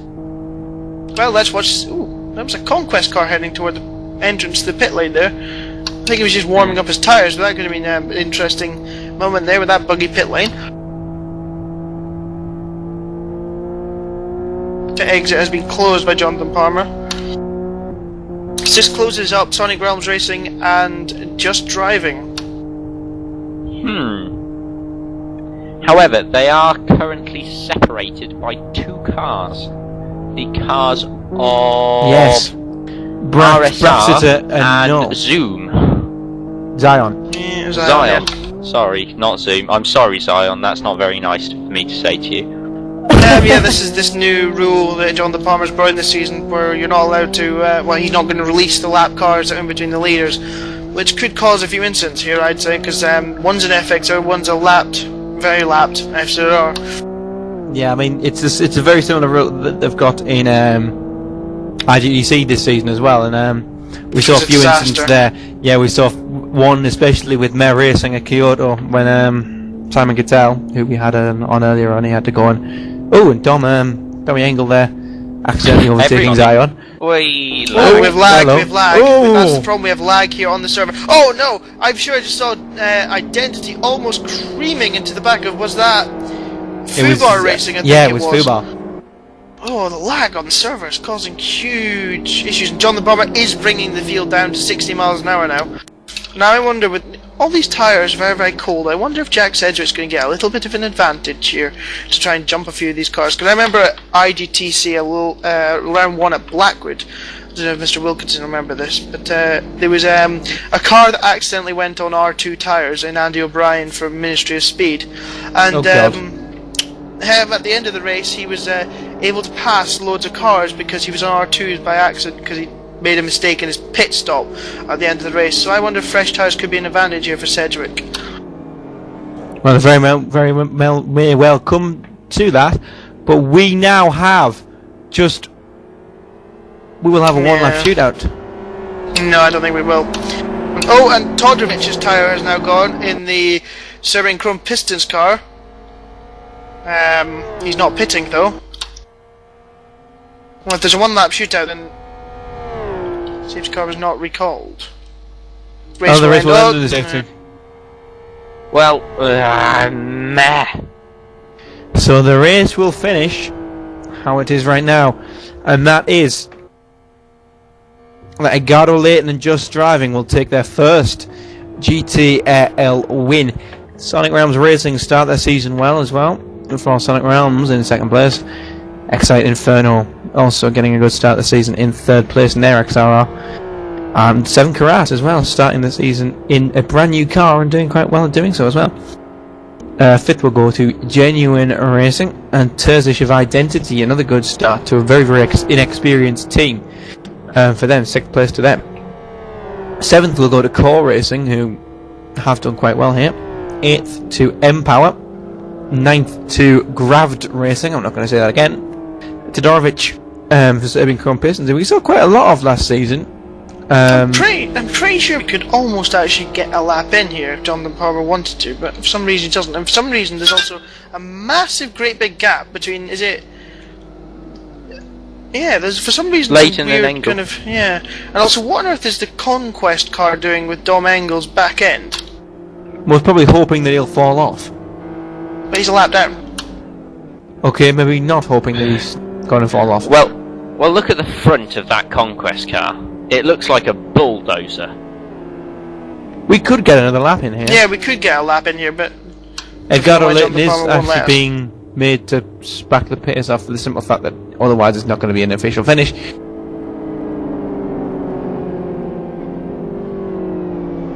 So yeah, Just Driving take their first win in the GTL Championship.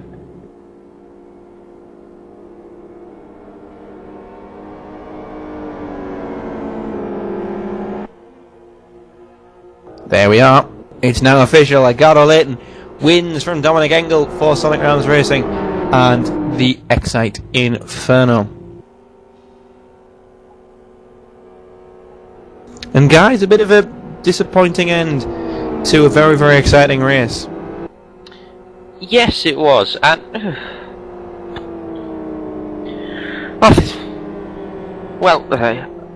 I think that's a silly decision. It just is. Because this is racing and that's what we want to see. We don't see people parading round when there's room for another lap. That, regardless of why the decision was made, it was silly. Because everyone would have preferred another racing lap. Every driver, apart from Leighton, would have preferred that extra racing lap. We as spectators and commentators would have preferred that extra lap. the race permitted, it gave the time for that extra lap. The only person against it was the race director, and in this case it was Jonathan Palmer, and I think that's a really silly call. Well, I can see where you're coming from, but I guess that the decision was made to sort of ensure there wasn't a late race incident. And what on earth is Conquest doing? They've got 2 front punctures but plenty of tread left on the tyre, and there's no way at the speed they were going at they would have had that problem. So I wonder if they've been a bit naughty at the end of the race there. We'll see after the race for that one, but I can see why Jonathan Palmer made that decision, to be honest, because at the end they don't want an incident caused by back markers, etc, etc at the end of the race. Yeah, well, whatever happened, we obviously now know that the race did finish in the safety car, but whatever happened, it was obviously made by a unanimous decision by the admin team, and it was obviously what they believe was the best decision, and we can't affect that. So, yeah, very, very interesting start to the season.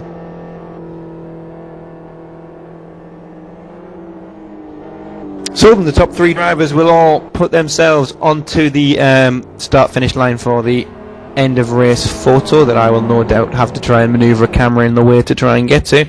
So, Oscar, your thoughts for the race? Overall, a brilliant, exciting.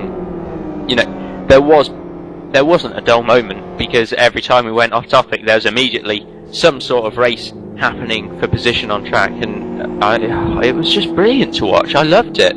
I loved commentating. I loved watching. I thought the racing was good, mostly clean. Just produced plenty of entertainment and just pure brilliance, and really showed talent from some of these amateur drivers.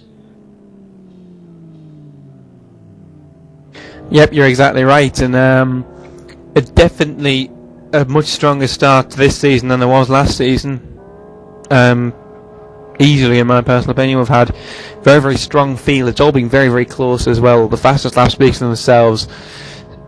The top about 14, 15 cars all doing the fastest lap of a 140, and yes, just very, very strong, good racing for the from the entire field. And I mean, yeah, we're in for a very promising season. I'm sure you'll agree, Oscar.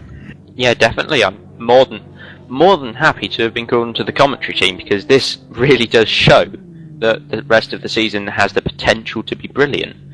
And you know, we've seen a bunch of teams that we've never even heard of, you know, trying to win races, top 5ing, top 10ing, really scoring good points, and it just shows that anything can happen in these races, and anything can actually happen in Live for Speed and reinvigorate it. Yep, definitely. And I mean, we had a grid of 29 cars, I think, currently in qualifiers. There's still room for several more peeps to come in here. But yeah, a very, very strong race and a very, very strong evening from everybody. So we will be back for you very, very shortly, as a matter of fact, with the GTL. We will be back on the 20th of November for the 3 hours of West Hill International. The very, very nice sunset layout. We're going a bit later than normal, same time starting, but obviously nicer lighting. And then the season will continue on until April with 7 rounds in it. But as we leave here, it will be just driving with the points lead. Sonic Rams Racing not far behind, and Excite Inferno with another strong start. That's your podium. Just driving in the middle, Dominic Engel for Sonic Rams Racing on the left-hand side, Schwer on the right, and Reese Pearson in the safety car facing the wrong way at the back. Thank you very, very much for joining us. We will be back very, very soon with another great race, hopefully. Thanks a lot. Good night.